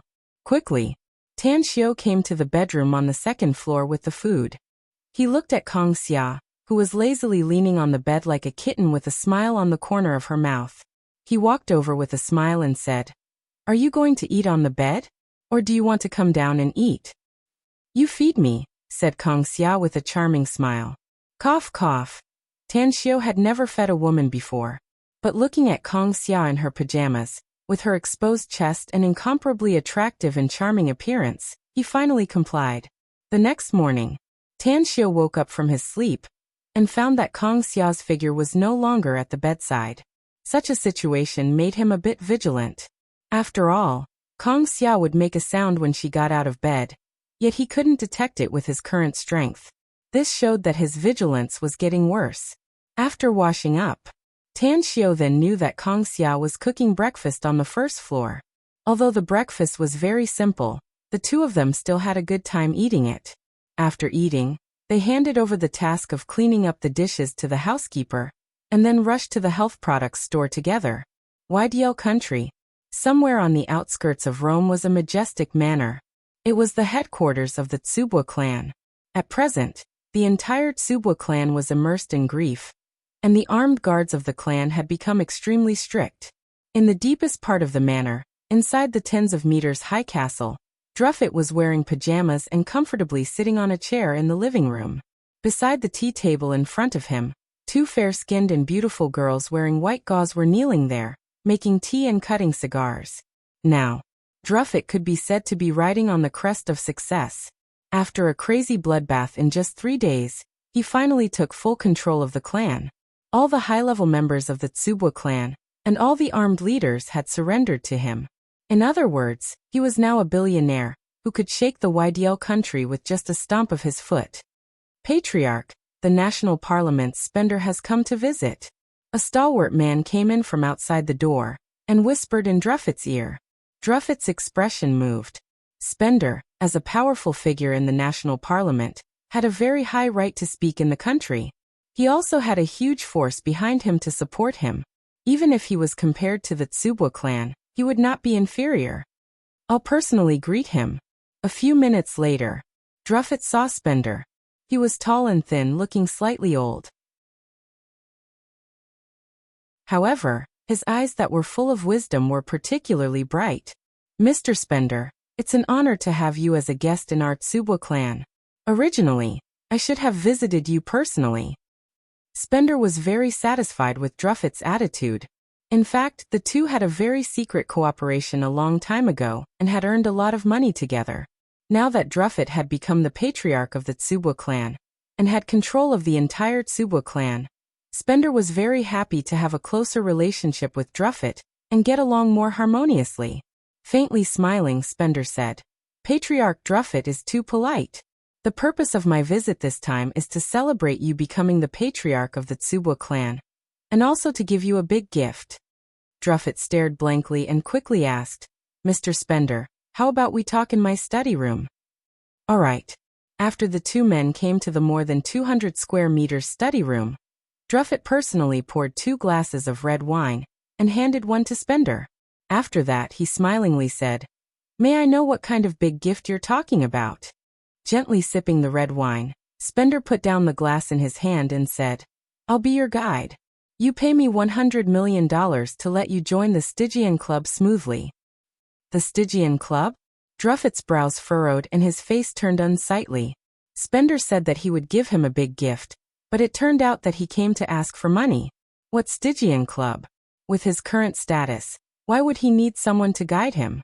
As though seeing through Druffet's mind, Spender lightly smiled and said, "You're now the patriarch of the Tsubwa clan, So you must have a more long-term vision. Can you tell me who are the 10 most powerful forces in the world right now? Druffet stared blankly and frowned. The world? I can't tell you. Spender lightly smiled and said, since you can't tell me, I can tell you that the top 3 among the 10 largest forces in the world are the most terrifying. The last 7 are much lower in grade compared to the first 3. I'll tell you about the first 3 first.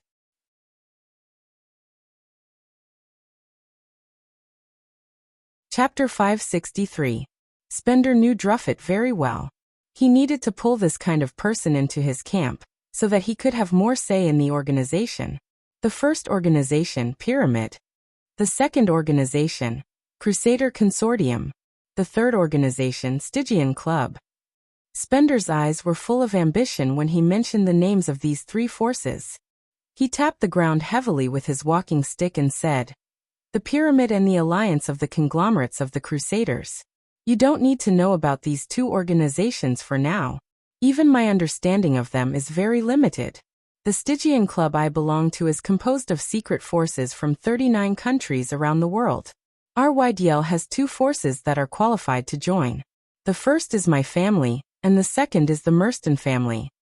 Druffet frowned and asked in a deep voice, what are the benefits of joining the Stygian Club?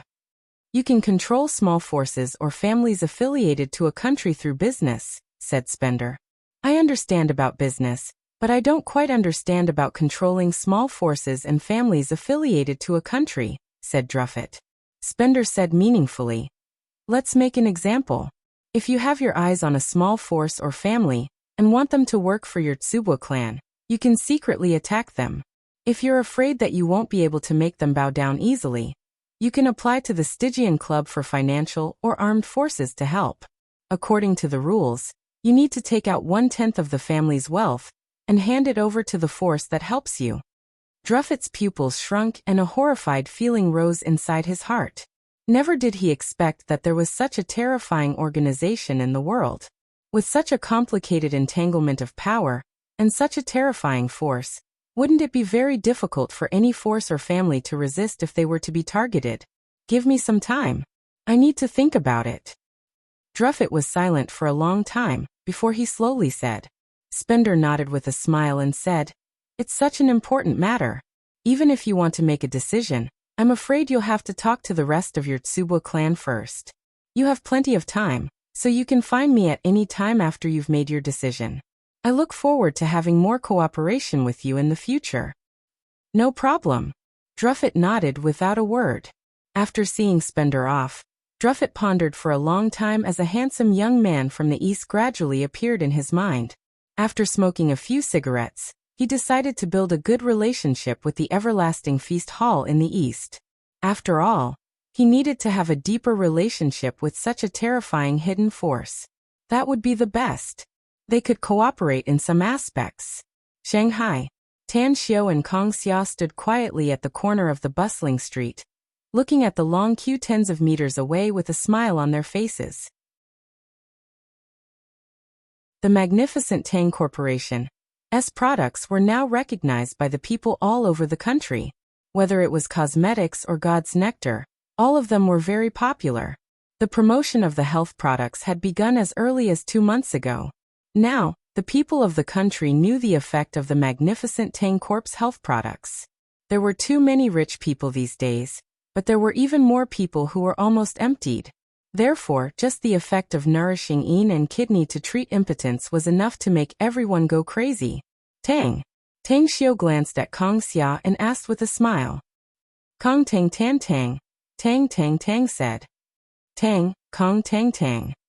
Unexpectedly, Druffet, star. I never thought that many customers would and dread by. I didn't. I don't think I need to stay here anymore. You're right. It's the same whether you come or not. Tan Xiao said. If the sales are good, the sales will be good even if you're not here. If not, the sales will still be a problem even if you stay here every day. Tell those people you brought to stay and help. Let's go back and wait for the news. Kong Xia complied and made a call for a while. Then she followed Tan Xiao back to Blue Star Villa complex. Kong Xia, however, was still not completely relieved despite the fact that one of the specialty stores in Shanghai was bustling with customers, even though she was very satisfied with it.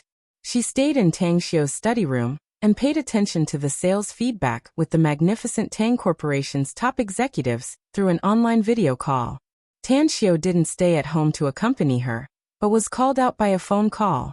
Downstairs of Shanghai University, Han Qinggu was sitting in the front passenger seat of a red car, her eyes a bit blurred. It was obvious that she was not in a good mood. Only when she came back to her senses and glanced in the direction of the university's gate did she reveal a touch of expectation. Knock knock. The front passenger seat's door was knocked. After Tan Xiu opened the door and took a seat, he looked at Han Qingwu's face and smilingly asked, "When did you come back?"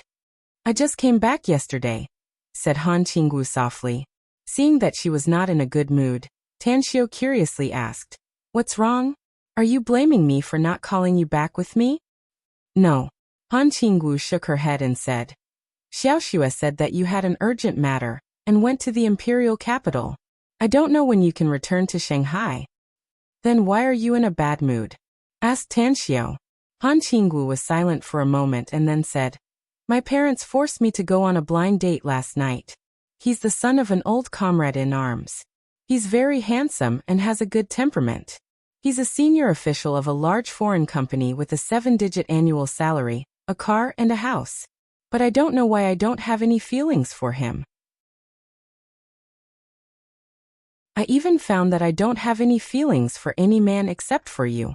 This situation started after this year's freshman welcoming party of Shanghai University. Tan Xiu frowned and pointed to his head and asked, "Is it because of those images?" "It should be."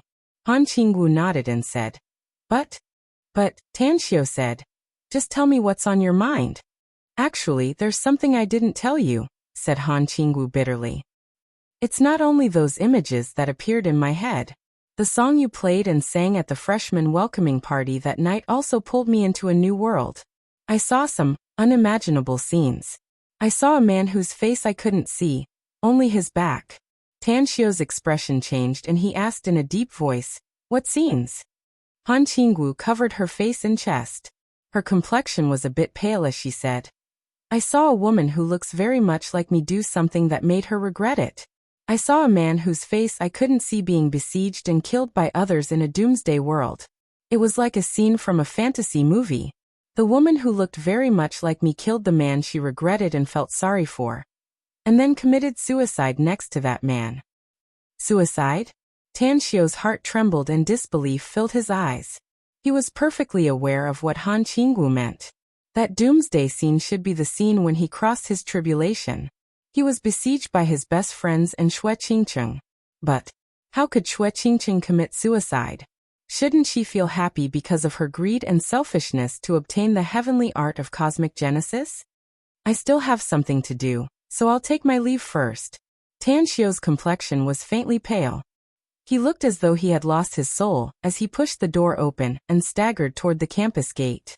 He didn't even look back even though Han Qingwu hurriedly chased after him and called him suicide. This word filled his heart like a curse, making him unable to understand the reason. They obviously loved each other, but she attacked him. Her goal was achieved, but she committed suicide. Tan Xiu returned to the Blue Star Villa complex in a daze. He didn't even go to the study to see Kongxia. He went straight back to the bedroom and sat on the bedside, smoking one cigarette after another. When he was about to finish a pack of cigarettes, the bedroom door was pushed open, and Kongxia's exclamation came. "Boss, why do you smoke so much?" Tang Xiu woke up from his daze. He looked at Kongxia and then lowered his head to look at the cigarette, but that was about to burn out between his fingers.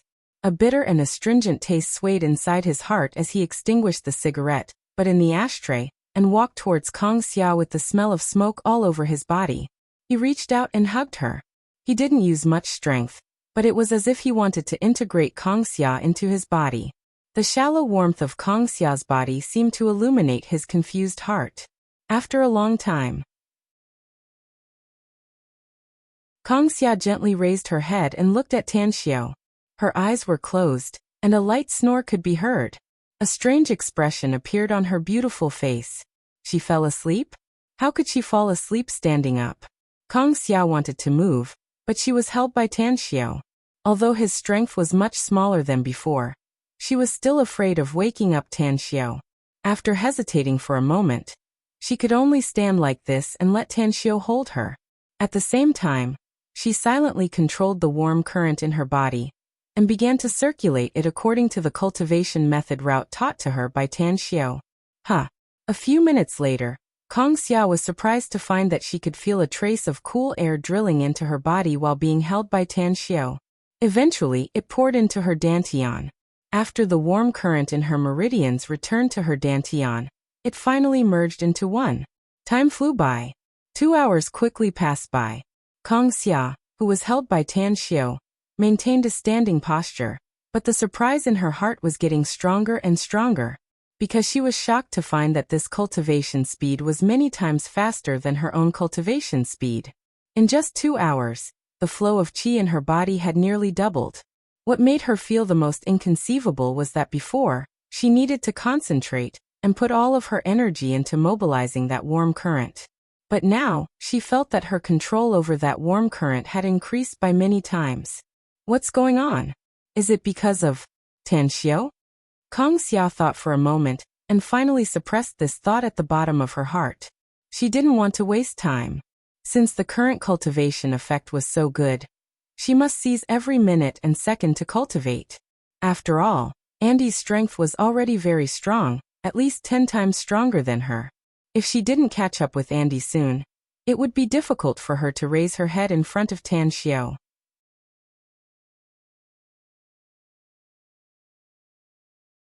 Chapter 564. He slept in a standing position with Kang Xia's body almost as the center. This lasted for a long time. After 3 or 4 hours, Tan Xiao woke up from his deep sleep. Feeling a cool aura surging around him, he opened his eyes and saw Kang Xiao's beautiful face at first glance. I fell asleep? Tan Xiao found it a bit inconceivable. Kang Xiao's cultivation was interrupted. She opened her starry eyes and smilingly said, "Yeah, you really fell asleep. You slept standing up like that." Tan Xiao forced an awkward smile and said, "I encountered something confusing, so I'm not in a good mood. I didn't expect that." That's right, the fluctuation of the heaven and earth spiritual energy in the surroundings is because you're cultivating, right? Kang Xia blinked, and then separated herself from Tan Xiao's embrace. She ran 5 or 6 meters away and directly sat on the ground, regardless of whether the ground was dirty or not. 2 minutes later, she stood up in a daze and looked at the puzzled Tan Xiao and said, "It's really strange. My cultivation speed is so fast when I'm hugging you. I don't know how much faster it is compared to my own cultivation. But after I let go of you, my cultivation has returned to its original state." "What did you say?" Tan Xiao stared blankly and immediately asked in surprise. "My cultivation speed is fast when I'm hugging you, but it's very slow when I'm not hugging you. It's only been a few hours, but the warm current in my body has doubled. The most important thing is that it has become easier for me to control it." Tan Xiao looked down at himself and pondered for a moment before he understood the reason. His current cultivation was already very high, and he was constantly absorbing the power of the stars and the power of the sun. Because the heaven and earth spiritual energy was the medium, the heaven and earth spiritual energy around him was much richer than other places.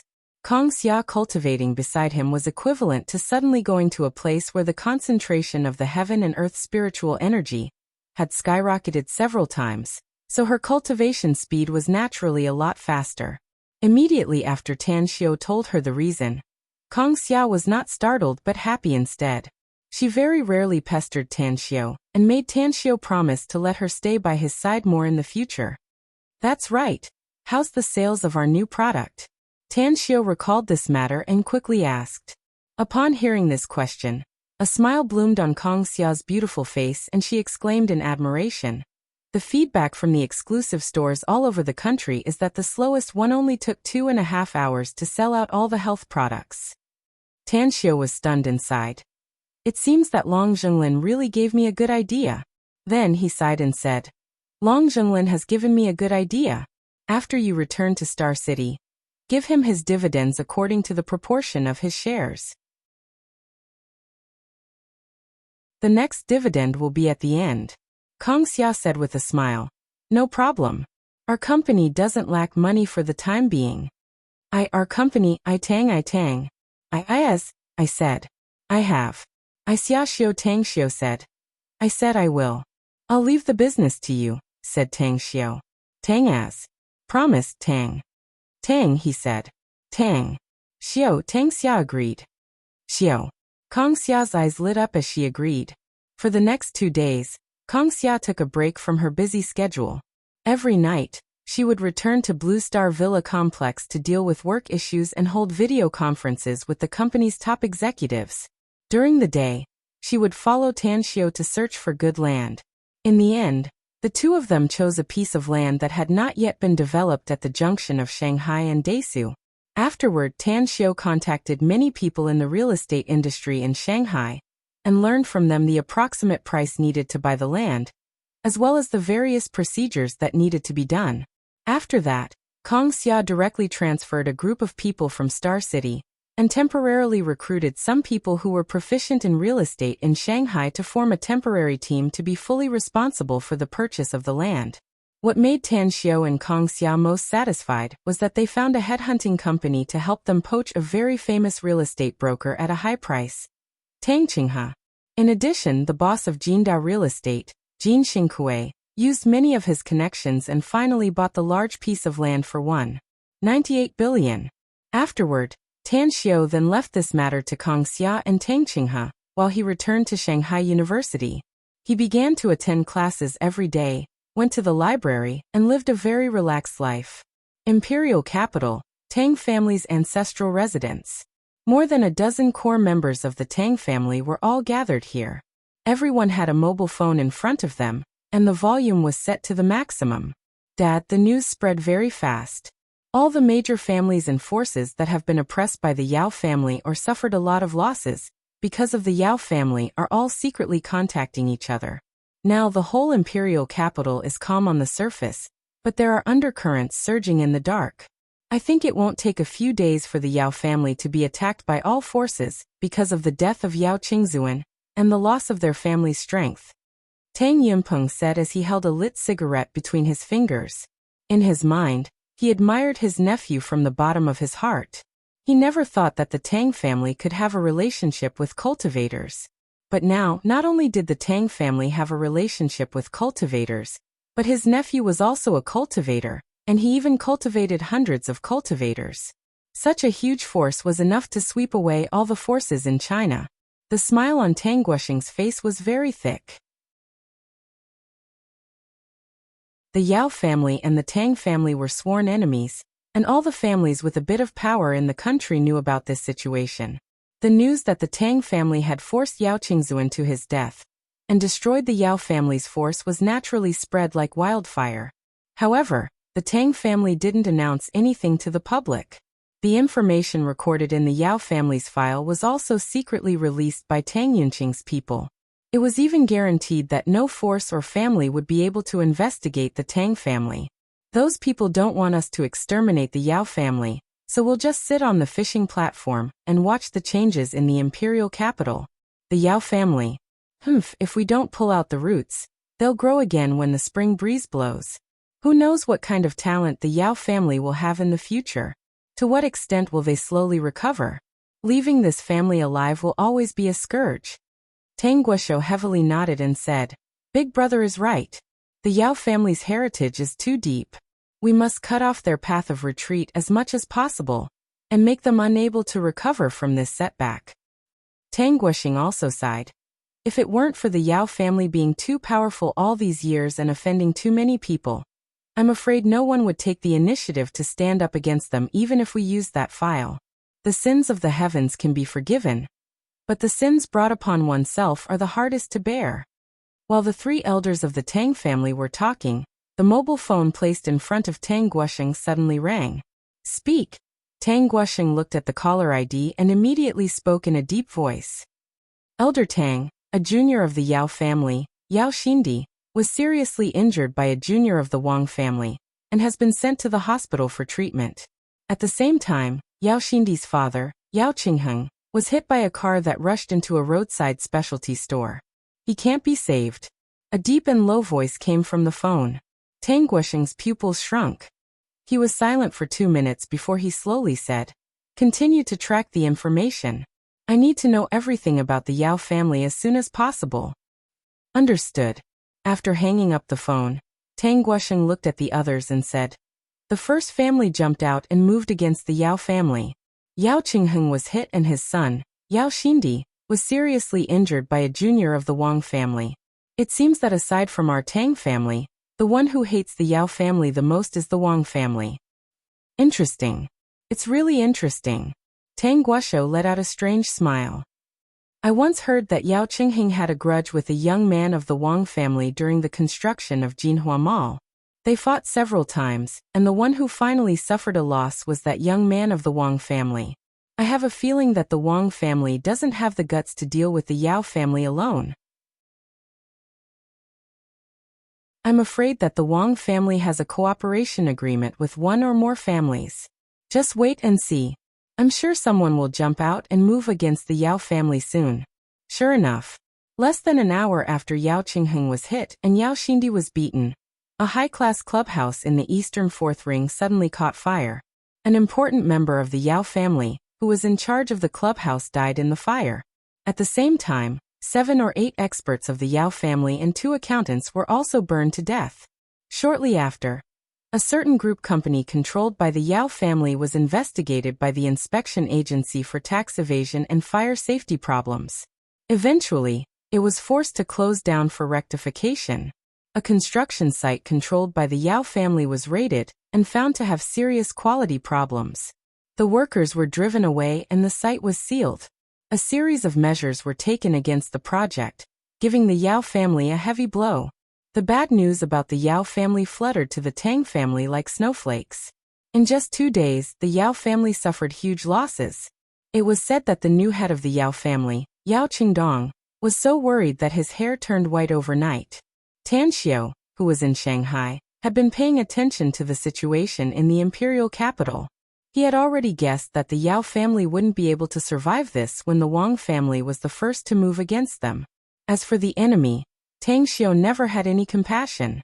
If it weren't for the suppression from the old patriarch's superiors, he would have already eliminated the Yao family without needing to borrow a knife to do his dirty work. Now, without wasting any of his strength, the Yao family was already on the verge of collapse. Tan Xiao was happy to see this. In the male dormitory of Shanghai University, as Tan Xiao hung up the phone and was in a good mood, Hu Qingsong ran in from the outside and saw Tan Xiao sitting in front of the bookshelf.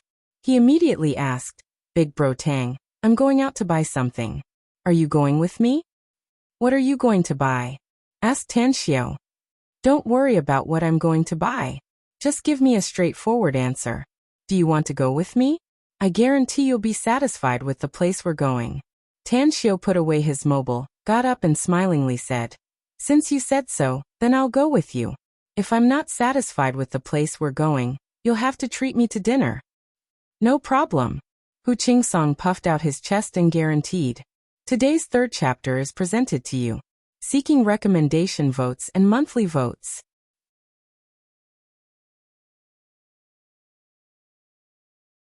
Chapter 565. Shanghai's Wanmao Shopping Center was located in the most prosperous commercial street in Hongkou District, also known as the Fortune Plaza. Each of the stores inside took the international high-end route. Apart from a large number of luxury goods, there were also many famous brands from all over the world. Hu Qingsong drove Tan Xiao here and went straight to the clothing area on the 4th floor. Hu Qingsong didn't stop even for a moment as he passed by the world-famous clothing stores. He went all the way to the innermost side of the women's underwear store. Only then did he stop with some hesitation. "Old Hu, is this the place you said that I'm satisfied with?" Tan Xiao was dumbfounded as he looked at the dazzling lineup of underwear inside. He was simply dazzled to the point of being dazzled. Especially those sexy lingerie with all kinds of colors and styles. It made Tang Xiao secretly blush when he saw them. He had never been to such a place in his life, or even his previous life. Hu Qingsong awkwardly said, "I recently got a girlfriend, and I just took her first blood yesterday. It just so happens that tomorrow is her birthday, so I wanted to give her a unique gift.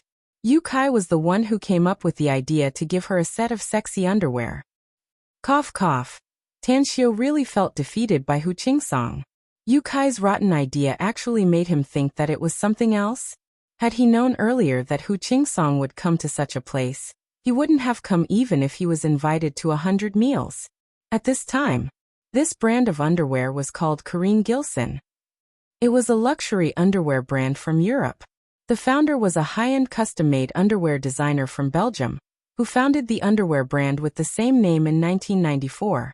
She was very particular about the choice of materials, and was famous for only using the best quality silk from Lion and lace from Calais as the fabric. Most of the classic pieces of Karin Gilson were drawn from feminine soft colors such as rust, crimson, orange, cappuccino white and old rose. In addition, its price was also very expensive. Even a pair of underwear started from $240, and a set of pajamas cost more than $1,360. Hu Qingsong paced outside the shop with a hesitant expression. Tan Xiu really wanted to turn around and leave, but after seeing Hu Qingsong's appearance, he endured the strange gazes of many women passing by and braced himself to say, "Old Hu, if you really want to buy a set of underwear for your girlfriend, then go buy it." As a man, he might not have other things, but he had to be thick-skinned. "I'll support you in spirit, but I won't go in with you. I'm addicted to smoking. I'll find a place to smoke and wait for you." Hu Qingsong was dumbfounded. How could he not hear that Tan Xiu was running away at the last minute? Steeling his heart, he strode forward to block Tan Xiu's path and forcefully pulled him into the store. "Welcome." A beautiful female shop assistant with a graceful figure greeted him with a professional smile. She seemed to be accustomed to men visiting the underwear store. She smiled warmly and said, "Gentlemen, I'm a shop assistant.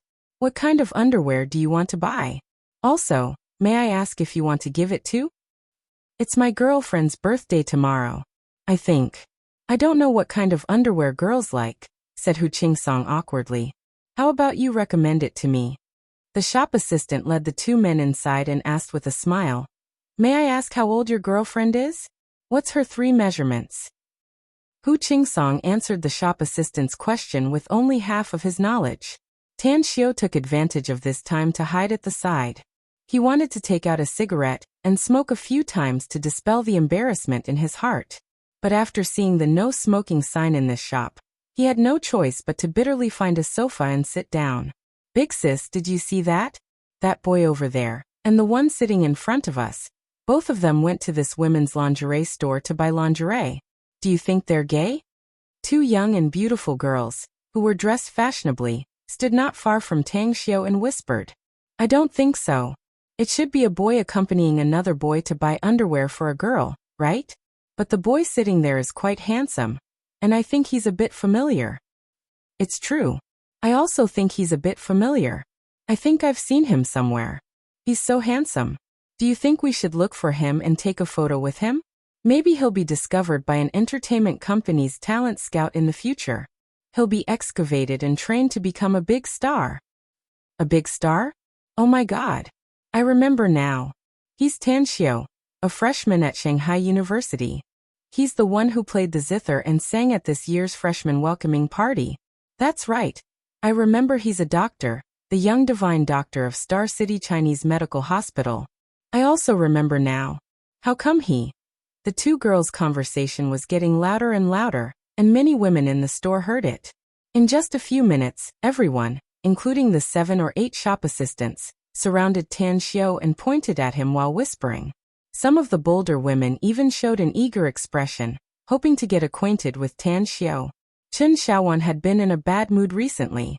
She was from the Human Resources Department of a dignified multinational corporation. Not only was she a Ms. Perfect, but she also had strong means and connections. In the eyes of countless women, she was a successful woman with a high profile. However, when she thought so, she bumped into the scene of her boyfriend and her good sister having an illicit affair. She was incomparably proud, and it was very difficult for her to bear the result of being cuckolded. However, she didn't cry, nor did she throw a tantrum, nor did she have the thread to hang herself. Instead, she endured the pain in her heart, said a few words of blessing and then left. If this matter had ended here, she wouldn't have been in such a bad mood for such a long time. What shocked her the most was that her boyfriend, who had cuckolded her, humbly apologized to her and begged for her forgiveness. In the end, when he didn't get what he wanted, his attitude took a 180-degree turn. Not only did he insult her, but he also wanted her to pay for it. The reason was mental damage compensation, loss of youth compensation. After Chen Xiaowan sternly refused, she also threatened to call the police and finally got rid of her ex-boyfriend. However, she was still holding back the grievances and pain in her heart. After staying at home for 10 days and half a month, the holiday was finally coming to an end, and she was ready to go shopping. However, when she stepped into the Corinne Gilson exclusive store and saw the scene inside, she immediately frowned. She was about to turn around and leave, but the moment she stepped out of the store, she coincidentally saw her ex-scumbag boyfriend. What made her angrier was that her ex-scumbag boyfriend's arm was actually being held by an obese woman in her 40s. She nearly vomited when she saw the lovey-dovey appearance of the two of them. Hide. This was the truest portrayal of Chen Xiaowan's heart. Therefore, she retreated back and moved closer to the crowd inside. "Hey, handsome, shall we take a picture together?" A bold woman finally plucked up the courage to come before Tan Xiao and spoke with a face full of expectation. Tan Xiao had just heard the discussion of this group of women, but he didn't expect that someone would actually come to take a picture with him. Looking at the sexy lingerie on both sides, Tan Xiao didn't even lift his buttocks as he said with a wry smile, "Big sis, isn't it inappropriate to take a picture here?" The woman stared blankly and suddenly realized that they were in a store that sold women's lingerie. She immediately blushed and said, "I'm really sorry. How about we go out and take a picture? I know you're the young divine doctor, Tan Xiao, and also a star student of Shanghai University. Being able to take a picture with such a capable and handsome man like you will definitely make me very happy." Cough, cough. Tan Xiao really didn't want to take a picture with the woman in front of him, despite the fact that she was quite beautiful. With his IQ, he could naturally guess that if he took a picture with her, other women would flock to him and attract more people's attention. It was very likely that the news of him accompanying his classmate to buy lingerie would be exposed on the internet. Fate might be destined by the heavens. Just as Tan Xiao was somewhat at a loss, a coarse and coquettish voice of a woman came from outside the store. "Darling, this Corinne Gilson's lingerie is very good. Some of the sexy lingerie is very beautiful. Do you think I should buy a few sets and wear them for you when I go back?" "Okay. You'll definitely look very beautiful in them," said Yu Zigong with a fake smile while being held by the obese middle-aged woman. He even imagined the fat woman wearing the sexy lingerie and had goosebumps all over his body.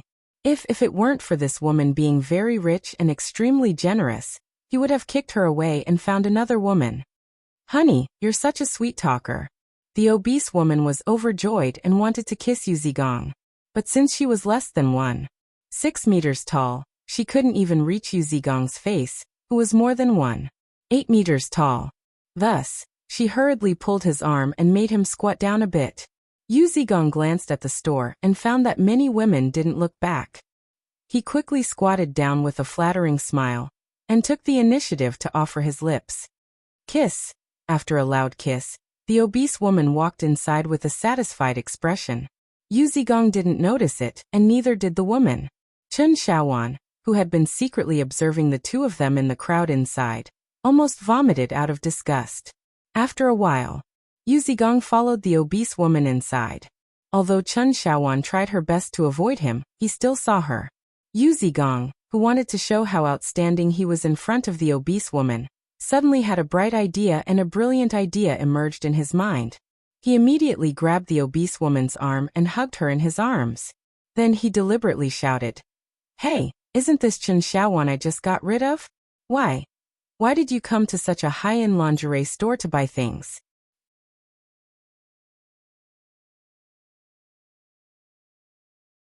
Chapter 566. The sudden voice broke the strange atmosphere and rescued Tan Xiao from the awkwardness. At this moment, all the women around Tan Xiao turned to look at Yu Zigong and the fat woman. Even Tanxio was no exception. However, a sentence involuntarily emerged in everyone's mind after seeing the pair in front of them. Tender grass growing on cow dung? Indeed. Yu Zigong was a good-looking man with a height of more than 1.8 meters and a well-proportioned figure, as though he was born to be a clothes rack. Coupled with his handsome appearance, he could win the favor of many women at first sight. However, all the women around Tanxio didn't like Yu Zigong at all. On the contrary, a sense of disgust was birthed in their hearts. Chen Xiaowan was a bit driven crazy. The person she didn't want to see the most was Yu Zigong. But the more she didn't want to see him, the more she could see him. The most unbearable thing for her was that this man who occupied her youth for several years turned out to be a complete bastard. She didn't speak because she felt that even talking to Yu Zigong would be a waste of her time and saliva. Seeing that she couldn't avoid him, she directly chose to leave. Don't go. When will you pay me back the money you owe me? Yu Zigong moved 2 steps to the side and blocked Chen Xiaowan's way. Chen Xiaowan furrowed her brows and said with disgust and helplessness, "Can you not be so shameless, Yu Zigong? I've been buying things for you all these years. I even gave you the money to drink with your friends. Now that we've broken up, you still want me to compensate you for the mental damage and loss of youth? Are you still a human?" Yu Zigong looked angry and released the fat woman in his arms. He pointed at Chen Xiaowan and cursed, "I've been serving you so well. Who's the one who's been waiting for you after work every day? Who's the one who's been waiting for you downstairs of your company? You spent money? How much money did you spend for me? You're such a stingy bastard. You're so stingy, yet you come here and don't buy other people's clothes. Are you pretending to be a wolf with a big tail?" You. Chen Xiaowan's heart seemed to be stabbed by a knife, and tears of grievance welled up in her eyes. She knew Yu Zigong was shameless, but she didn't expect him to be shameless to this extent. With a curious look, the fat woman said, "Dear, is this the ex-girlfriend who cheated on you and made you a cuckold? Look at her, she really does look like a coquettish fox. You're already so good in bed, but you still can't satisfy her. You're really cheap." Yu Zigong was stunned.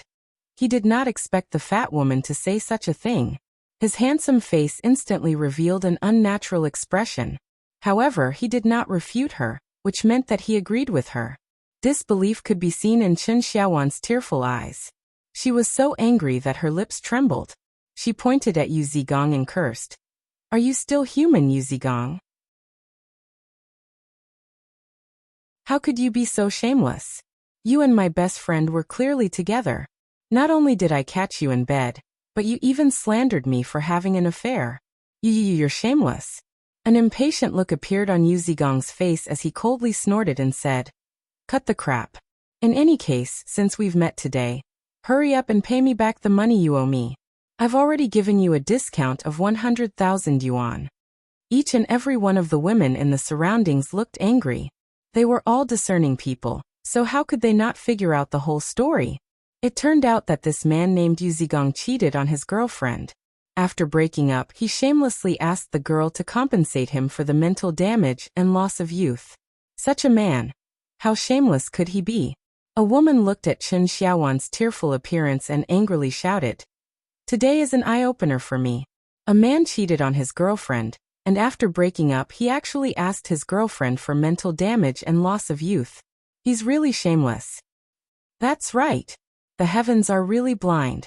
Otherwise, why didn't they strike him to death with a bolt of lightning? People usually break up on good terms, but he dragged another woman to slander his ex-girlfriend. It's too despicable and shameless. Another woman couldn't help but blurt out, "Yeah, I've seen a lot of despicable and shameless men, but I've never seen one as shameless to this extent. He's just a scumbag. Whoever likes him in the future is really blind." There's also that fat woman beside him. She's just as shameless.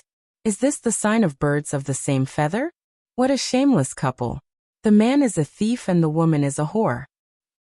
More than 20 women in the surroundings spoke one after another. Tanxio, who was sitting on the sofa, looked at Chen Xiaowan with some sympathy. He didn't expect that such a beautiful woman would have such a shameless ex-boyfriend, and had such an unbearable past. However, he didn't feel like saying anything more about her matter. Yu Zigong never dreamed that he would be accused and cursed by so many people. The burning sensation on his face made him wish he could find a hole to burrow into. His original intention was to prove in front of his new rich woman that he was tired of playing with Miss Perfect, and that he was very outstanding. Little did he expect that he would end up in such a situation. The fat woman was obviously not someone who was easy to deal with. Looking at the women pointing and cursing at her, she struggled free from Yu Zigong's hand, put her hands on her hips and angrily cursed. "Shut the fuck up, you motherfuckers. This mother is following her boyfriend to deal with family affairs. What does it have to do with you? Get the hell out of here, else I'll make you pay for it." The women in the surroundings immediately turned unhappy. Those who could come here to shop were from relatively good families, and some of them even came from powerful families in Shanghai. Upon hearing the fat woman's insults and arrogance, they all opened their mouths to fight back. Seeing everyone's attitude, Chen Xiaowan felt much better. She wiped the tears on her face and stopped everyone from pointing and cursing at her. Then she looked at Yu Zigong and said, "You want money, don't you? I'll give it to you. I'll transfer it to you now. Don't ever appear in front of me again after you get the money. Just pretend that we never met." "Sister, you can't give him money." A woman in her 30s hurriedly stopped Chen Xiaowan. "Big sister and all the other sisters, thank you for your kindness," said Chen Xiaowan gratefully. "This man is too bad. He's always looking for trouble with me. He even ran to my house and smashed the door and cursed at me. I really can't stand it anymore. If money can solve this problem, I'm willing to give him money and send him away." The woman said, "Sister, don't even dream about it. This kind of mangy dog, even if you give him money now, he'll still look for trouble with you later when he has no money. I think we should call the police directly.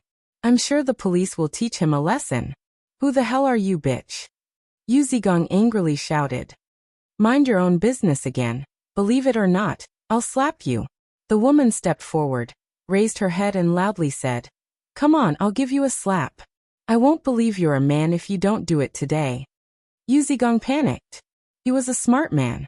How could he not know that the women who came here to shop were either from well-off families or rich and powerful people? He didn't want to complicate matters. If he provoked someone he couldn't afford to offend, he would be in big trouble. However, while he was hesitating, the fat woman next to him rushed in front of the woman and slapped her in the face. "What are you doing? You really hit me." The surrounding women were not happy, and they all surrounded the fat woman. Even Chen Xiaowan didn't expect that she would implicate others and get beaten because of her. She forcefully squeezed to the front of the slapped woman and fiercely pushed the fat woman out while protecting her. Ouch! The fat woman was pushed and her fat buttocks fell on the ground, causing her to scream twice in pain. "Big Bro Tang, what's going on?" Hu Qingsong had just been picking out underwear.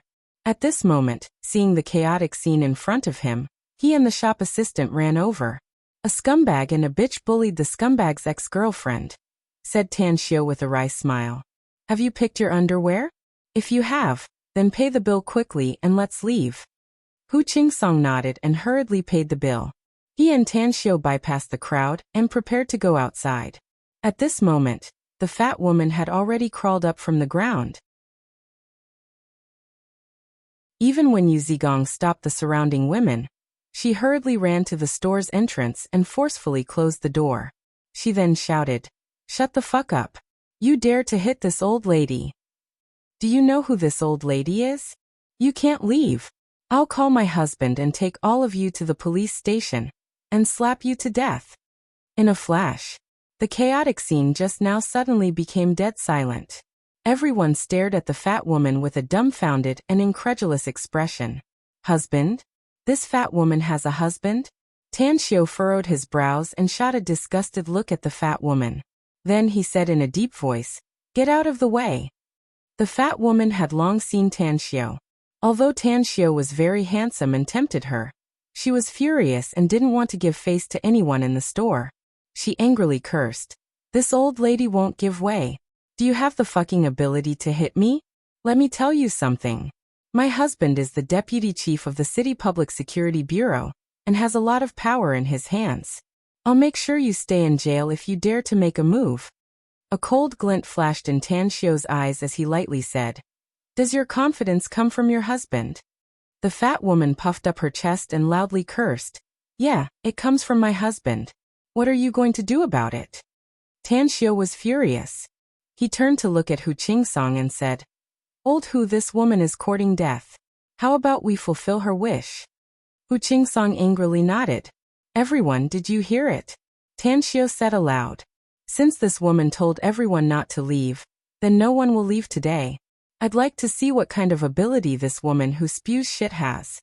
At this moment, Yu Zigong was almost scared to death by the unforeseen event in front of him. How could he know that the husband of this fat woman was the deputy chief of the Shanghai Public Security Bureau? If this matter was exposed, he would be regarded as the third party and would be killed. You're tuning in to the Li Mei's Wuxia Whispers YouTube channel. We're so grateful for your support, and don't forget to subscribe to join us on this incredible journey through captivating stories. Your generosity through donations truly makes a world of difference, as it's the primary source of revenue that allows me to expand and enhance this channel for you. Thank you from the bottom of my heart for being a part of this adventure.